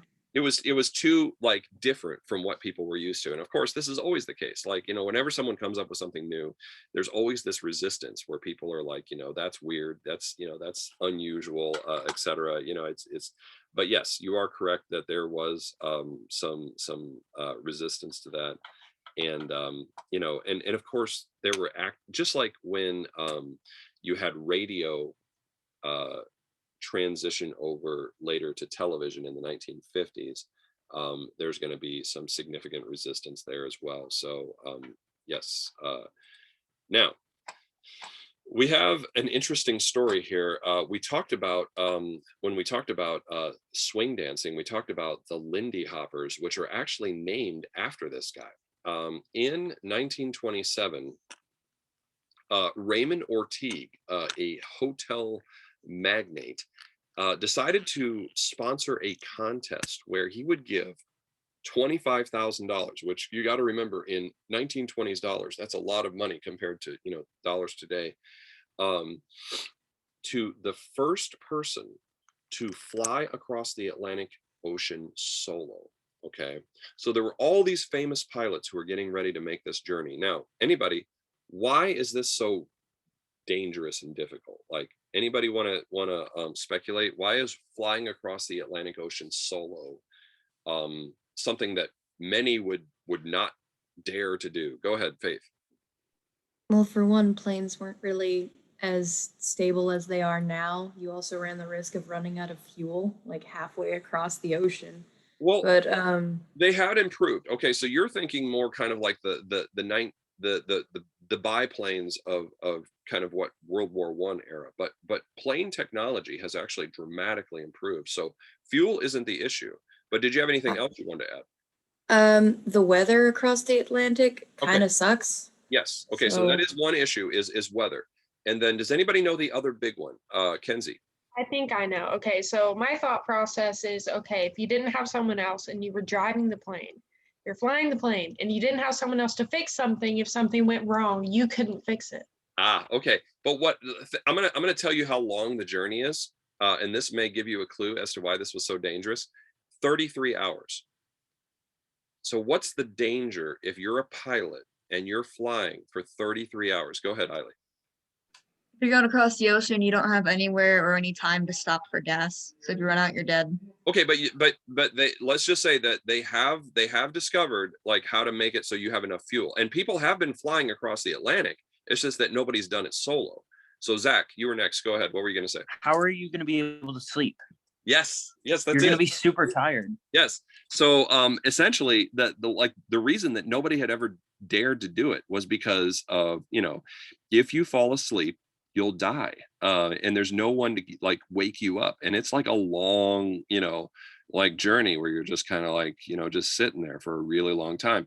So there were all these famous pilots who were getting ready to make this trip, and they were waiting for the weather to clear. Well, a kind of a nobody, like and there were famous pilots, you know, on both sides of the Atlantic trying to be the ones to be the first to do it. A guy who was really just kind of an average Joe. He was an airmail pilot who flew you know, important packages back and forth in the Midwest. He had a little plane called the Spirit of St. Louis. A guy named Charles Lindbergh decided to just take off in bad weather and get the jump on everybody else. So when it got into the newspapers that he had taken off first, you know, and of course, you know, anybody else who tried it would, you know, be hours behind him, so to speak. He basically, you know, like everybody's speculating. They're like, did he die? Like, is he going to make it? Is he going to make it? And 33 and a half hours later, when he shows up in the sky over Paris, the crowd there at the airport goes wild, and he lands, and they pull him out of his airplane and they carry him around the field, and they just like this big, you know, crowd just going crazy. It's kind of this wave of, you know, euphoria. And so he comes back home and he gets the Congressional Medal of Honor. I mean, Sergeant York had to like capture 120 20 some odd Germans on his own in order to get the Congressional Medal of Honor. And then he gets a ticker tape parade in New York City. And then people just are giving him like gifts, like money. He gets this nice house. He marries, you know, the woman that he had been pursuing for a while. I mean, he suddenly becomes this national hero. People are naming dances after him. Like, why is this such a big deal? Like, does anybody want to speculate? I mean, there's some debate over this, so there's no like right answer, so to speak, but I have one that I kind of think makes sense. But like, why is Charles Lindbergh suddenly like a national hero and getting all of this stuff that, like, you know, normally wouldn't be given to somebody for something like this? Go ahead, Faith. I was gonna say it could be because like this is one of the big things that an American did. It wasn't a European. Yes, you are So 100% this dude, right. yeah, this dude's an American and he just broke this huge record. Right. And so it's like we're worldwide. yeah, and we're kind of trying to already step out on the world stage and be kind of like, you know, no longer the rubes, the country bumpkins, you know, like that the Europeans always look down upon, but now we're trying to establish ourselves as kind of like, you know, as somebody as a power that's equal. And of course they still have their old prejudices. And so when an American, you know, like wins against Europeans, it's a huge deal. Like, and so when an American does something first, you know, that's amazing. And so that's you're 100% right. That's exactly what I think it is as well. And you know, so of course this is going to lead to another first. Now, there was actually a female pilot in Britain by the name of Amy Guest. And Amy Guest was like, I can do that too. The problem was that she was much older than Charles Lindbergh. Charles Lindbergh was young. He was in the prime of his life. And you guys know like that you can stay up way longer than us old people can. Like you like when you're in college, you'll probably be able to stay up for days on end. I used to be able to do it. So like Amy Guest was dead set on doing it. She was getting ready for the journey, and her family was like begging her. They were like, please, you are going to die. You're too old. It's not that you can't do it like because you're a woman, it's because you're too old. You'll die. Please don't do it. And so finally they convince her not to do it. But she's like, okay, if I can't be the one who does it, I'm going to finance the one who does it. And so because she had a considerable amount of money, she basically gets a publicist by the name of George Putnam on board. And she's like, I want you to find an acceptable lady in terms of morals, because she really disagreed with a lot of the kind of the morals of the flapper generation. And so after doing some searching, he found a female pilot in the United States by the name of Amelia Earhart. And Amelia Earhart basically ends up becoming part of a crew. So, you know, they didn't want her to die. And, you know, like it isn't, she isn't the first woman to fly solo across the Atlantic. She's the first what? Anybody?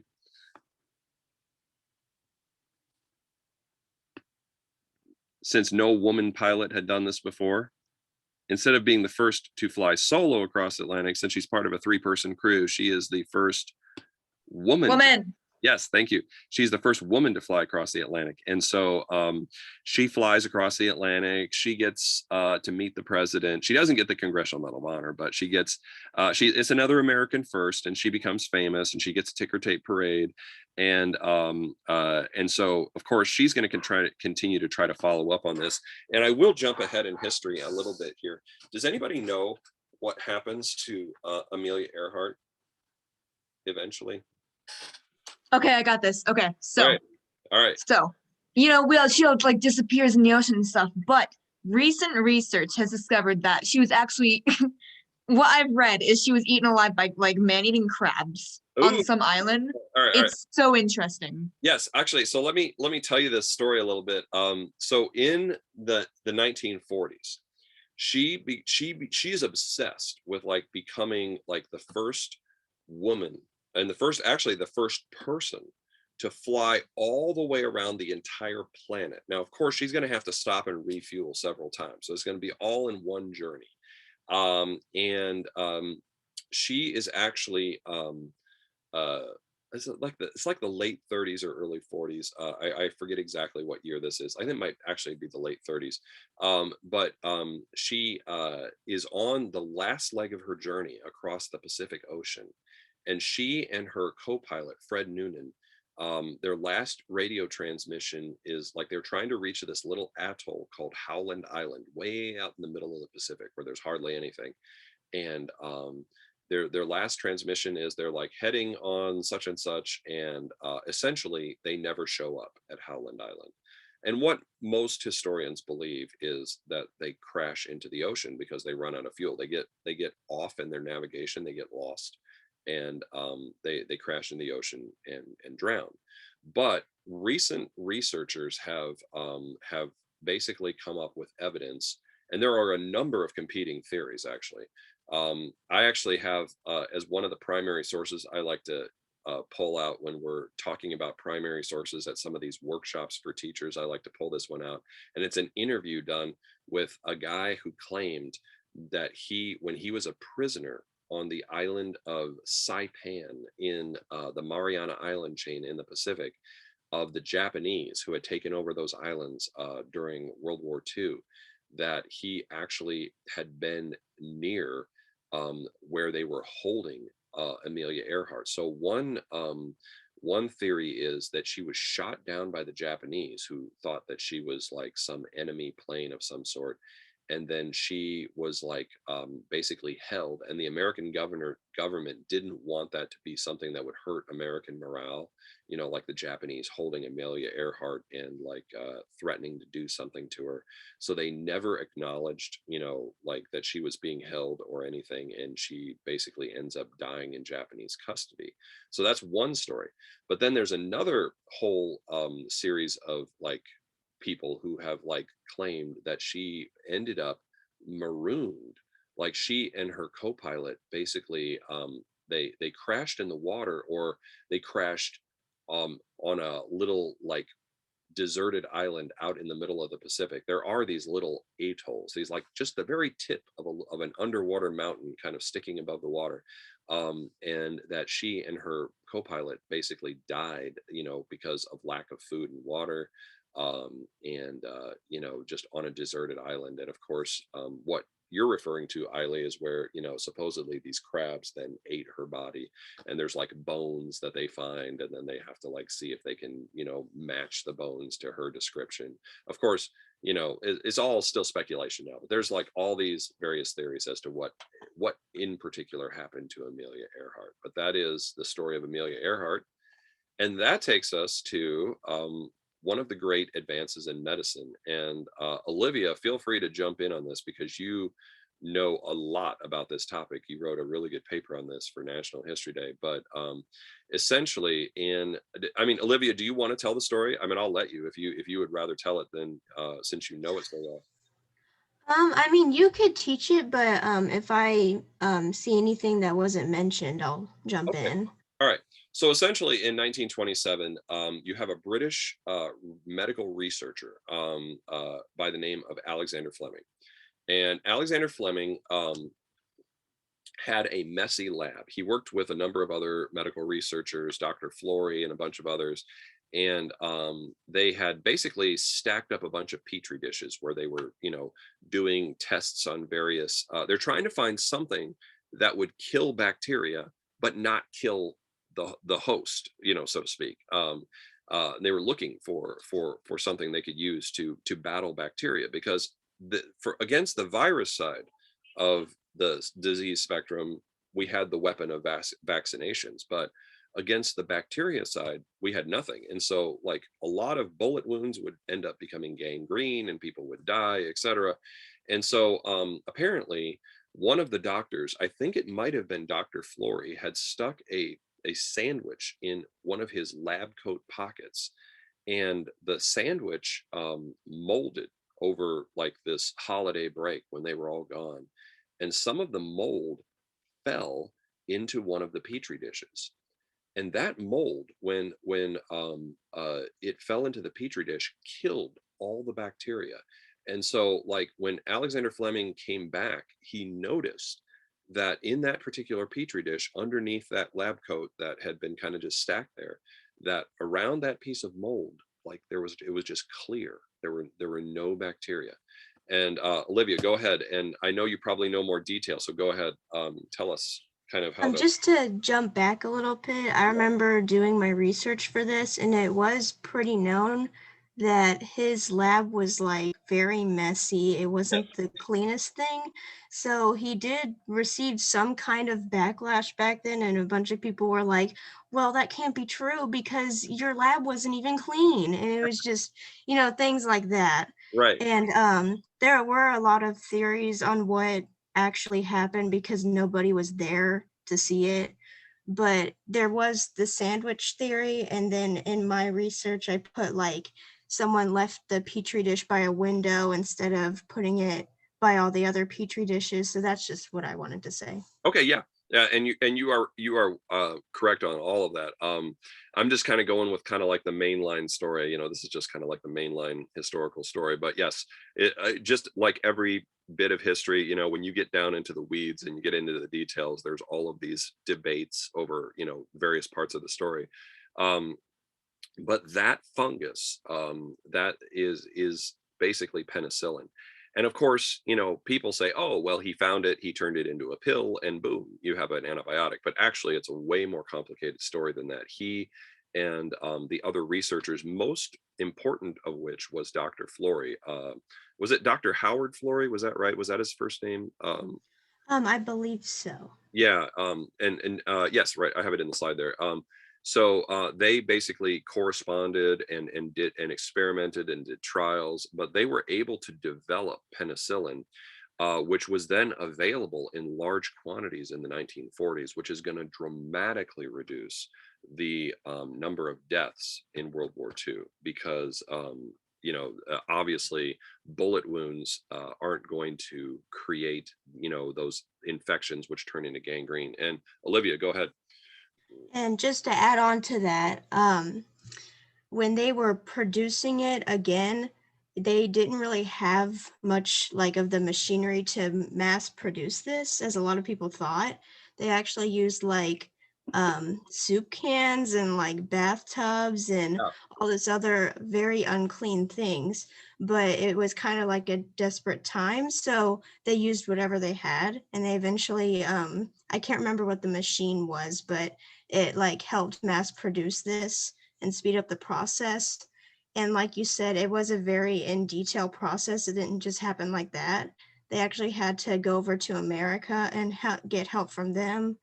And yeah, that's what I wanted to say about that. Yeah, and so your paper really fit the theme incredibly well because you talked about like all of the communication between the various scientists and how important that was in like turning this kind of like little, hey, we noticed that this fungus kills this bacteria, turning that into the miracle drug of penicillin, which would, of course, be the first antibiotic, which is, the big weapon that doctors have against any kind of bacterial infection is antibiotics. So yes, and thank you, Olivia, for kind of filling in the detail there.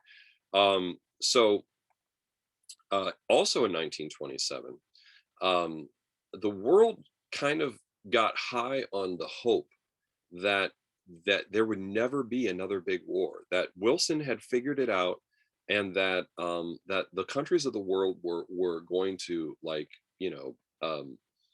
move beyond the stupid mistakes of prior years. And essentially it all started when the United States and France concluded a treaty which was called the Kellogg-Briand Pact, which was between our Secretary of State Frank Kellogg and the French Foreign Minister Aristide Briand. And Nathan, I'm wondering if you're going to ask me if it's the same Kellogg that goes with the Kellogg's, cereals. Is that your question?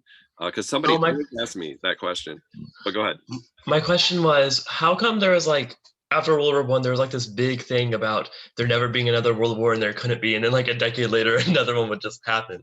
Well, and it's because they didn't call it World War One back then. They called it the Great War. And Wilson, everybody was so horrified by what, like the millions of young men who had just like gone up against the machine guns and had their lives, ended, like a whole generation of young men had died. And just like the horrors of it, like the trench warfare, the shelling, the shell shock, and all of it, war had become so like mechanical and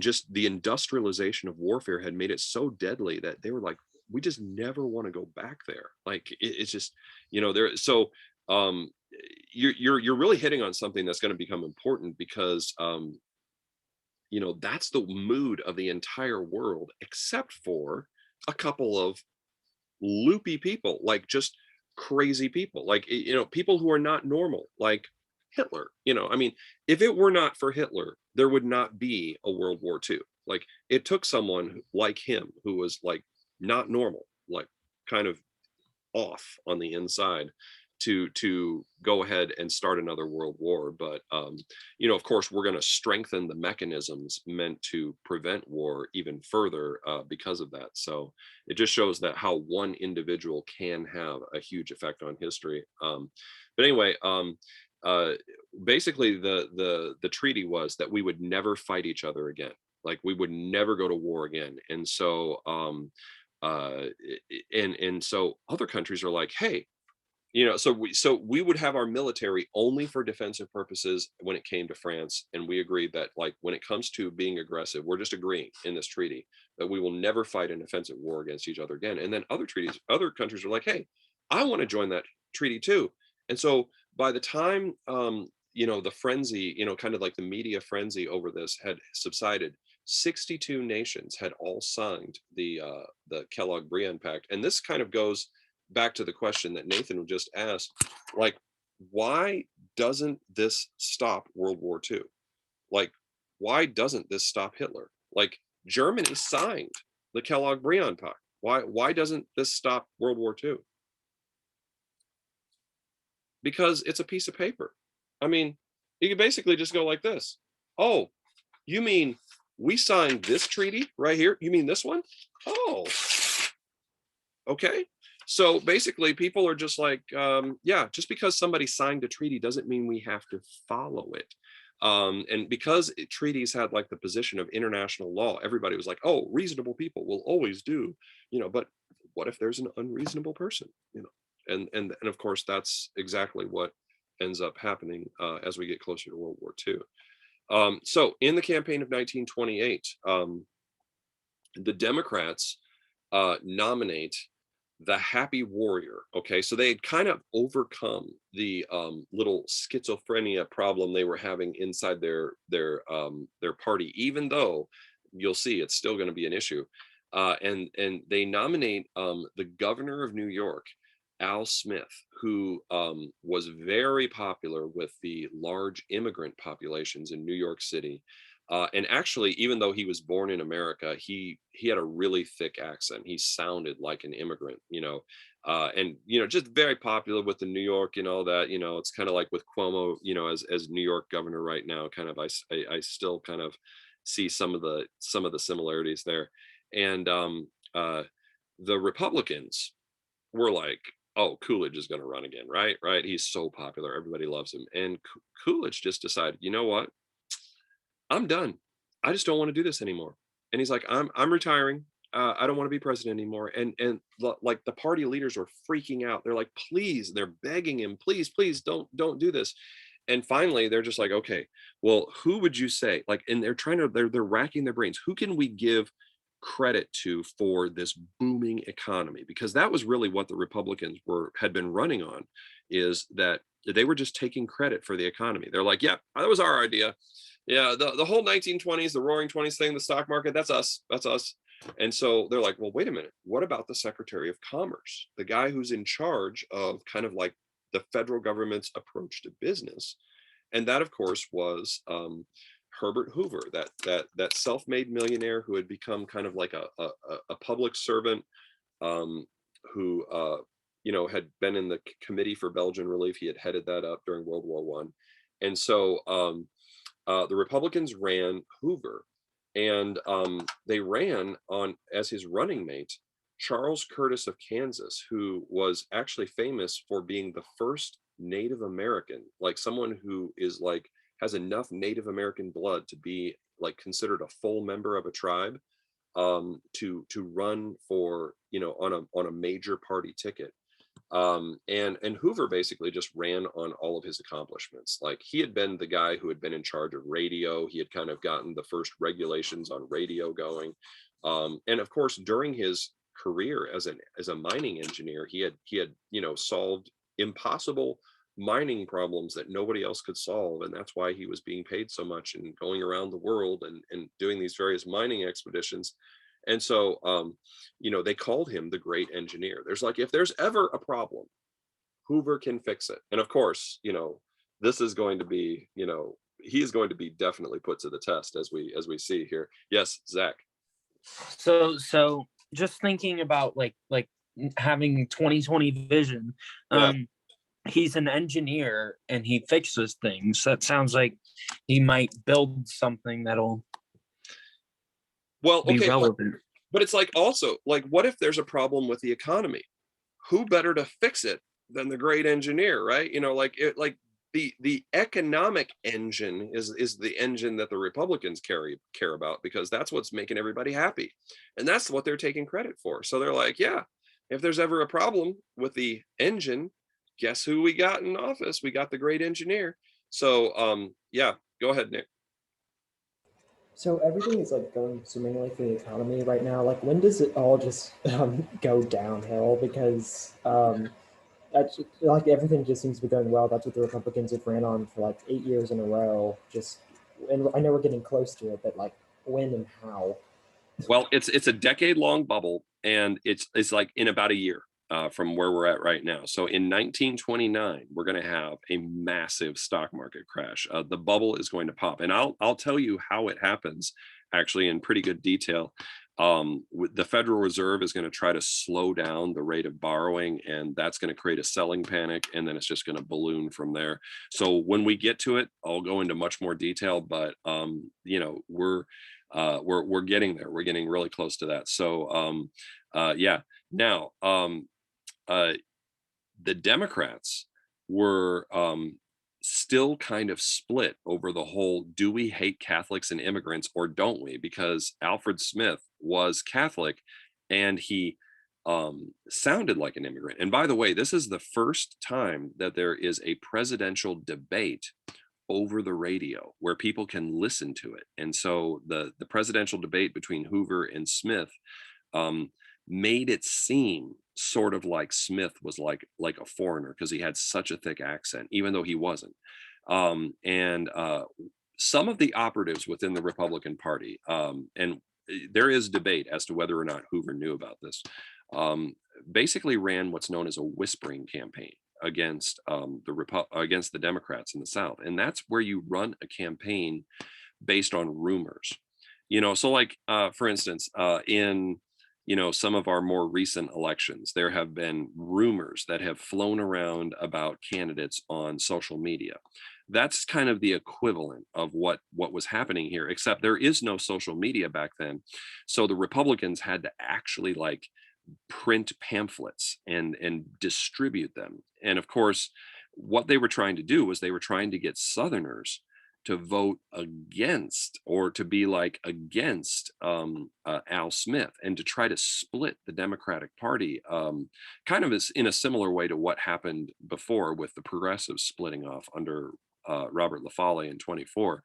And so Nick, you still have your hand up. Did I answer your question, or did you have like something else you wanted to add? I mean, no, that works. We'll go over it more in detail. Yeah, we will hit it. You're asking, when does this all happen? In about a year. Okay, so yeah, and when we get there, I will go into pretty heavy detail on that. So the Democratic Party was getting these pamphlets that said, if Al Smith wins, because he would be the first Catholic to ever be president if he won, the Pope is going to run the country, because every Catholic has to do what the Pope says. So essentially, the president of the United States will be controlled by the Pope, which, I mean, you know, it's ridiculous on its face, but you know, like, does anybody know, by the way, who will actually be the first Catholic to be elected president? Who will face the same kind of like accusations when they run? Is this just a little bit of like odd presidential history? I don't expect anyone to really know it, but John F. Kennedy. Oh, dang. I was about to say damn it. Kennedy. Damn it, dang it. I was hoping somebody would say it, so I'm sorry, I didn't mean to like steal your thunder. But yeah, that John F. Kennedy was the first actual Catholic to be elected. So in the election of 1928, look at this. Okay. So when the economy is your friend, you really can kind of gain a lot of political clout from that. And so, but as the Republicans are going to learn, it's a double-edged sword. You know, when you take credit for the economy, you take credit for the economy. Like, if something goes wrong, guess what? It's your fault, even if it isn't your fault. And so they had taken credit for, you know, like just the enormous prosperity that was kind of, you know, happening at this time. And the entire country, except for Massachusetts, which goes blue, and just a couple of the deep South states, like notice how even Florida, North Carolina, Virginia, Tennessee, and Texas all go Republican. So the Republicans were like high. They were like, you know, like, we are going to break the solid South. We have, you know, we are going to dominate. We are not going to lose any more elections. You know, we've come up with a winning formula. And of course, they just don't see what's coming down the road. But that is the election of 1928. And it brings into office our 31st president, Herbert Hoover. And Hoover is the son of Quakers in Iowa. And actually, his parents, who had a farm out in West Branch, Iowa, both died by the time he was, I think, now this is just me trying to remember this off the top of my head, but I think he was like 11 years old and he was an orphan. Both of his parents died of diseases. And but he had kind of had that work ethic kind of bred into him a little bit by his parents. So he was shipped off to live with his uncle out in Oregon. And his uncle is like this real kind of straight-laced, hard-nosed, you know, if you fail, it's on you. And if you succeed, it's on you. Kind of person. And so Herbert Hoover was very influenced by his uncle as like, just like of self-reliance. Like, and I almost want you to really write that down, self-reliance. Like, and we've talked about this before, you know, it's kind of like on the social Darwinist side of the debate, you know, as to how do you help poor people kind of thing. But it's, you know, like, if you're a failure in life, if you're poor or whatever, it's because of you didn't try hard enough, you didn't have enough of a work ethic. So Herbert Hoover has this incredible work ethic, and just this idea that people are responsible for their own, you know, success. And again, this is going to really frame the way he's going to approach, you know, the economic disaster that comes. And so he works his way through school, you know, works his way all the way up to like kind of the top levels of the mining industry. We've already discussed this a little bit, but he became this very sought after mining engineer, because whenever there was like a mine that people wanted to make, but they couldn't figure out how to make it, and like nobody could solve it, he was like the one guy who could figure it out. And so he was like in Australia, he was in places like China. He was actually in China during the Boxer Rebellion. And by the time he was kind of, you know, middle-aged, you know, getting a little bit into his older age, he was already a millionaire. So then he just decided, you know, I'm done being a mining engineer. I'm instead just going to devote the rest of my life to public service. And so he started out by getting involved in kind of the Committee for Belgian Relief during World War I, humanitarian causes, and of course made a name for himself, and then was put in charge of that food administration under the Lever Food and Fuel Control Act.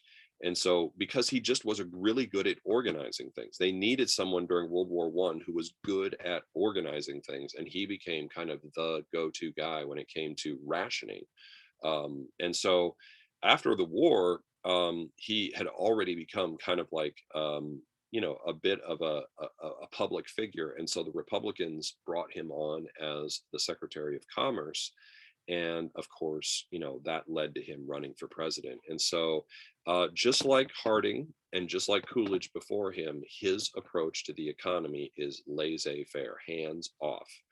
And that basically is kind of, going to be very important as we get further in. All right.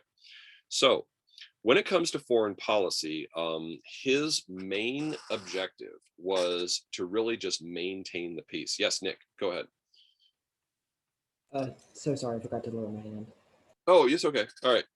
And so he actually continued our isolationism by saying, look, we're going to work with the League of Nations, but we're not going to join the League of Nations. And so that kind of kept us involved, but not like directly responsible for kind of foreign affairs. So we're continuing this kind of like America is just going to worry about America kind of, way of looking at things. And really, one of the big things that he tried to push was disarmament. So we already talked about, the Washington Disarmament Conference, but at the London Naval Conference, he basically lent his personal support to arms limitations. And there was a World Disarmament Conference in Geneva, where he basically continued that policy. But towards Latin America, he is the first to kind of like say, okay, we're going to stop invading. Okay, we're just going to take our troops out. Now, really, the guy who ends up getting the credit for the most part for this, and this becomes kind of the good neighbor policy, is FDR. So FDR really gets the credit, but Hoover really is the one who kind of starts this. So he's going to break with his predecessor, Coolidge, who continued to invade Latin American countries. And he basically issued the Clark Memorandum, which was an amendment to the Roosevelt corollary to the Monroe Doctrine, which says that the United States would only intervene in Latin America when its national security was threatened. So he began withdrawing U.S. forces from Nicaragua and started the process of withdrawing them from Haiti as well. So that is kind of his foreign policy. And of course, you can see the political cartoon here where he is kind of patching up the relationship between USA and the rest of Latin America there, without having to use the military, and using goodwill instead, so to speak, to kind of maintain peace on our side of the world. And when it came to helping farmers, he is also going to break with Coolidge. Coolidge, you may remember, refused to sign the McNary-Haugen bills, back in the earlier 1920s, because Coolidge saw those as a waste of money. So President Hoover really, saw that farmers did have that need. And of course, coming from the Midwest himself, he was more sensitive to the needs of farmers. And so he basically signed the Agricultural Marketing Act of 1929 into law. And this basically creates the Federal Farm Board. And this promotes and supports local farmers cooperatives. And it also had a revolving fund of $500 million, which could be loaned to farmers cooperatives for subsidies, which could then be paid to farmers to try to keep crop prices stable. Basically, the Federal Farm Board then will go even further and create what McNary and Haugen had actually been asking for, which was the Grain Stabilization Corporation. And the Grain Stabilization Corporation would buy up excess grain when farmers overproduced, trying to keep the price stable. And there was also a Cotton Stabilization Corporation that was created in 1930 to buy up surpluses of cotton as well. So the Agricultural Marketing Act is a really big turning point when it comes to federal involvement with farmers, because now the feds are going to kind of like get involved and try to stabilize grain markets as a almost as like a national, you know, security type thing, where they're saying it's important for our country's farming sector to remain strong, so therefore we're going to support it. Go ahead, Zach. Wasn't Harding against this? Yes, Harding was against it, and Coolidge in particular was against it, because Coolidge saw it as a waste of money. So that long battle that had been fought by kind of these Western senators and representatives was finally, you know, they finally won the battle, so to speak, when Hoover signed this law. Now, we've talked about Al Capone, and Al Capone basically ended up, you know, just having these running gun battles, and just like the violence level in Chicago was just insane. It was like the Wild West almost. And so he had a right-hand man, and his name was Machine Gun Jack McGurn. And he's like, we got the Irish on the run. You know, we've grown our empire to like over 100 million a year in revenue, but we want it all. We want to eliminate the Irish. And so he says to Machine Gun Jack Moran, he's like, look, you come up with a way to take out Bugs Moran and the Irish, and you will be my successor. You will inherit this empire someday. And Al Capone actually goes on vacation. He goes down to Florida to go fishing. And so Machine Gun Jack McGurn actually really wants to avoid being prosecuted himself for, you know, murder. So he basically goes to a hotel with his girl and kind of has an alibi there. But his men have this elaborate plan that they're going to use to wipe out the Moran gang. And it's actually a pretty good plan.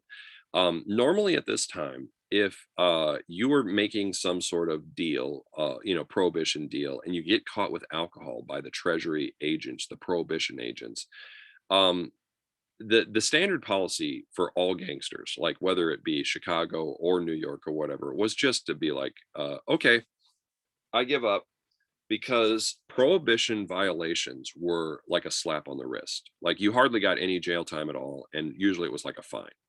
And so, like, there's no point in fighting the cops or prohibition agents and killing people over something that's that small. So whenever there was a bust, you know, people would always give up. And so what Capone's guys did was they're like, okay, we're going to pose as out-of-towners who are coming in to sell moonshine, which was something that happened all the time. Guys would like make moonshine out in their moonshine stills in, you know, like the country, and they would come into the big city and they wouldn't know what the going price for whiskey was. So like they'd always like, you know, sell it for way too cheap. And so like the gangsters were always like really eager to jump on these deals, because it would just mean that their profit margins were going to be even bigger. So Al Capone's guys, like under Jack McGurn here, are posing as out-of-towners. So they're going to lure the Irish into this buy. And of course, you know, it's such a big buy that Bugs and his top people were all going to show up probably. So they make the deal, and Bugs and his men agree to show up and do this buy. And while the buy is going on, some more of Capone's guys are going to come in posing as prohibition agents and say, everybody hands up, this is a bust. All right. So everybody would basically comply, because again, slap on the wrist, you know, not going to be something that you would want to fight, you know, the cops over. And they would just put their hands up against the wall. This is when the fake prohibition agents, which were actually Capone's men, would whip out their Tommy guns, which they had hiding under their big overcoats, their trench coats. And when they pulled them out, they would just massacre Bugs Moran and all of his men. So the plan goes down. Moran's men show up. They're making the buy. The fake prohibition agents show up. They do the bust. Everybody puts their hands up against the wall, like you see here in this reenactment. And then Capone's men pull out their guns and they just massacre everybody. There's only two problems. The first problem is that Bugs Moran was late. He was actually running late, so he didn't make the meeting. So the one guy that they really, really wanted to get was the one guy that escaped. And later, because of the large, amount of gunfire, some people are going to kind of come over and investigate, and a reporter is going to come in and take a picture of all of these gangsters lying dead in a giant pool of blood on the floor. And that picture is going to go in the front page of Chicago's newspapers. And this will make headlines across the country as the quote, St. Valentine's Day Massacre. And so, of course, this is going to bring the attention that Al Capone doesn't want on him when prominent Chicago citizens, realizing that their own state resources are just not enough to deal with Al Capone, they go to Washington, D.C., and they have a meeting with the president, and the president basically promises to help them. So he has the Secretary of the Treasury, Andrew Mellon, come up with a special task force of guys who can't be bought. Okay, so they call them untouchables because they're so honest, they're so intense that they will not take a bribe. And of course, that finding people like this is difficult. So they had to really search, but they finally found a guy who was like a really driven kind of young prohibition agent slash, policeman named Elliot Ness. And you can just kind of see from the look on his face there, this is, just a really intense guy. And he basically puts together a hand-picked crew of men, and they go in and they try to take down Capone's organization. But they run into the same problem that prohibition agents have always had. You can never really stack up enough years to make a difference. Like, you could put Al Capone in jail for like a month, but he's going to come out bigger and badder than before. Like, you can't really stack up enough years to really take down Al Capone. So eventually, they come up with a solution when a guy from the IRS, Special Agent Wilson from the IRS joins the crew. And Frank Wilson is like, look, you can't get him on prohibition, but I can get him on tax evasion. He's got millions of dollars coming in. And so all we need is his ledgers. And so, they do all kinds of things to enrage Capone. They capture a bunch of his beer trucks and parade them in front of his penthouse hotel. They use a bulldozer to break down the walls of one of his breweries, which he had running in Chicago, because he was so bold and so brazen that he just actually ran breweries in the city. And so they interrupted his operations and cost him a lot of money. But finally, it is actually the federal case against him under Frank Wilson that finally stacks up enough years, which would be 10 years in a federal prison, where they're able to actually bring a case against Capone and win the case. And Capone goes to jail. Oh, I'm sorry. I have a separate slide on that. So I actually told part of the story ahead of time. So my fault. So we will get to some of this story when we get to that slide in the 1930s, when Capone finally goes down as a result of their activities. But at this time, American prosperity. So Nick, this is kind of answering your question from earlier, was just like, booming because of the incredible number of things that were being sold on installment credit, including stocks themselves. And so people would pay 10% down. It was called buying on the margin. And then they would just basically stick their entire savings into the stock market, because you put it in when like, say you put it in as the 20s is kind of getting going, you put like a lot of money in as you get into 22, 23, 24. And by the time you get to like 27, 28, like you have and you're getting ready to retire and you're getting ready to take your money out of the market, you've already quadrupled, your money. Like the market is just booming. It almost doesn't even matter which companies you buy, because the whole market is just going up, up, up. But really, a lot of this was fueled by the installment credit bubble.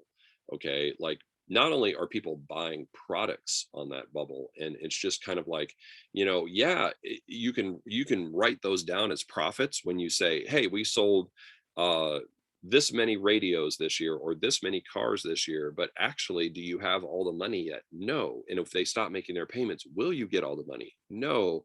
But it was already being recorded on the ledger as the entire price of the car, or the entire price. So the profits were a little deceiving on the company side. And then again, on the side of the stock market, there's just an insatiable demand for stocks because of this buying on the margin, people buying on credit. They're buying stocks on credit.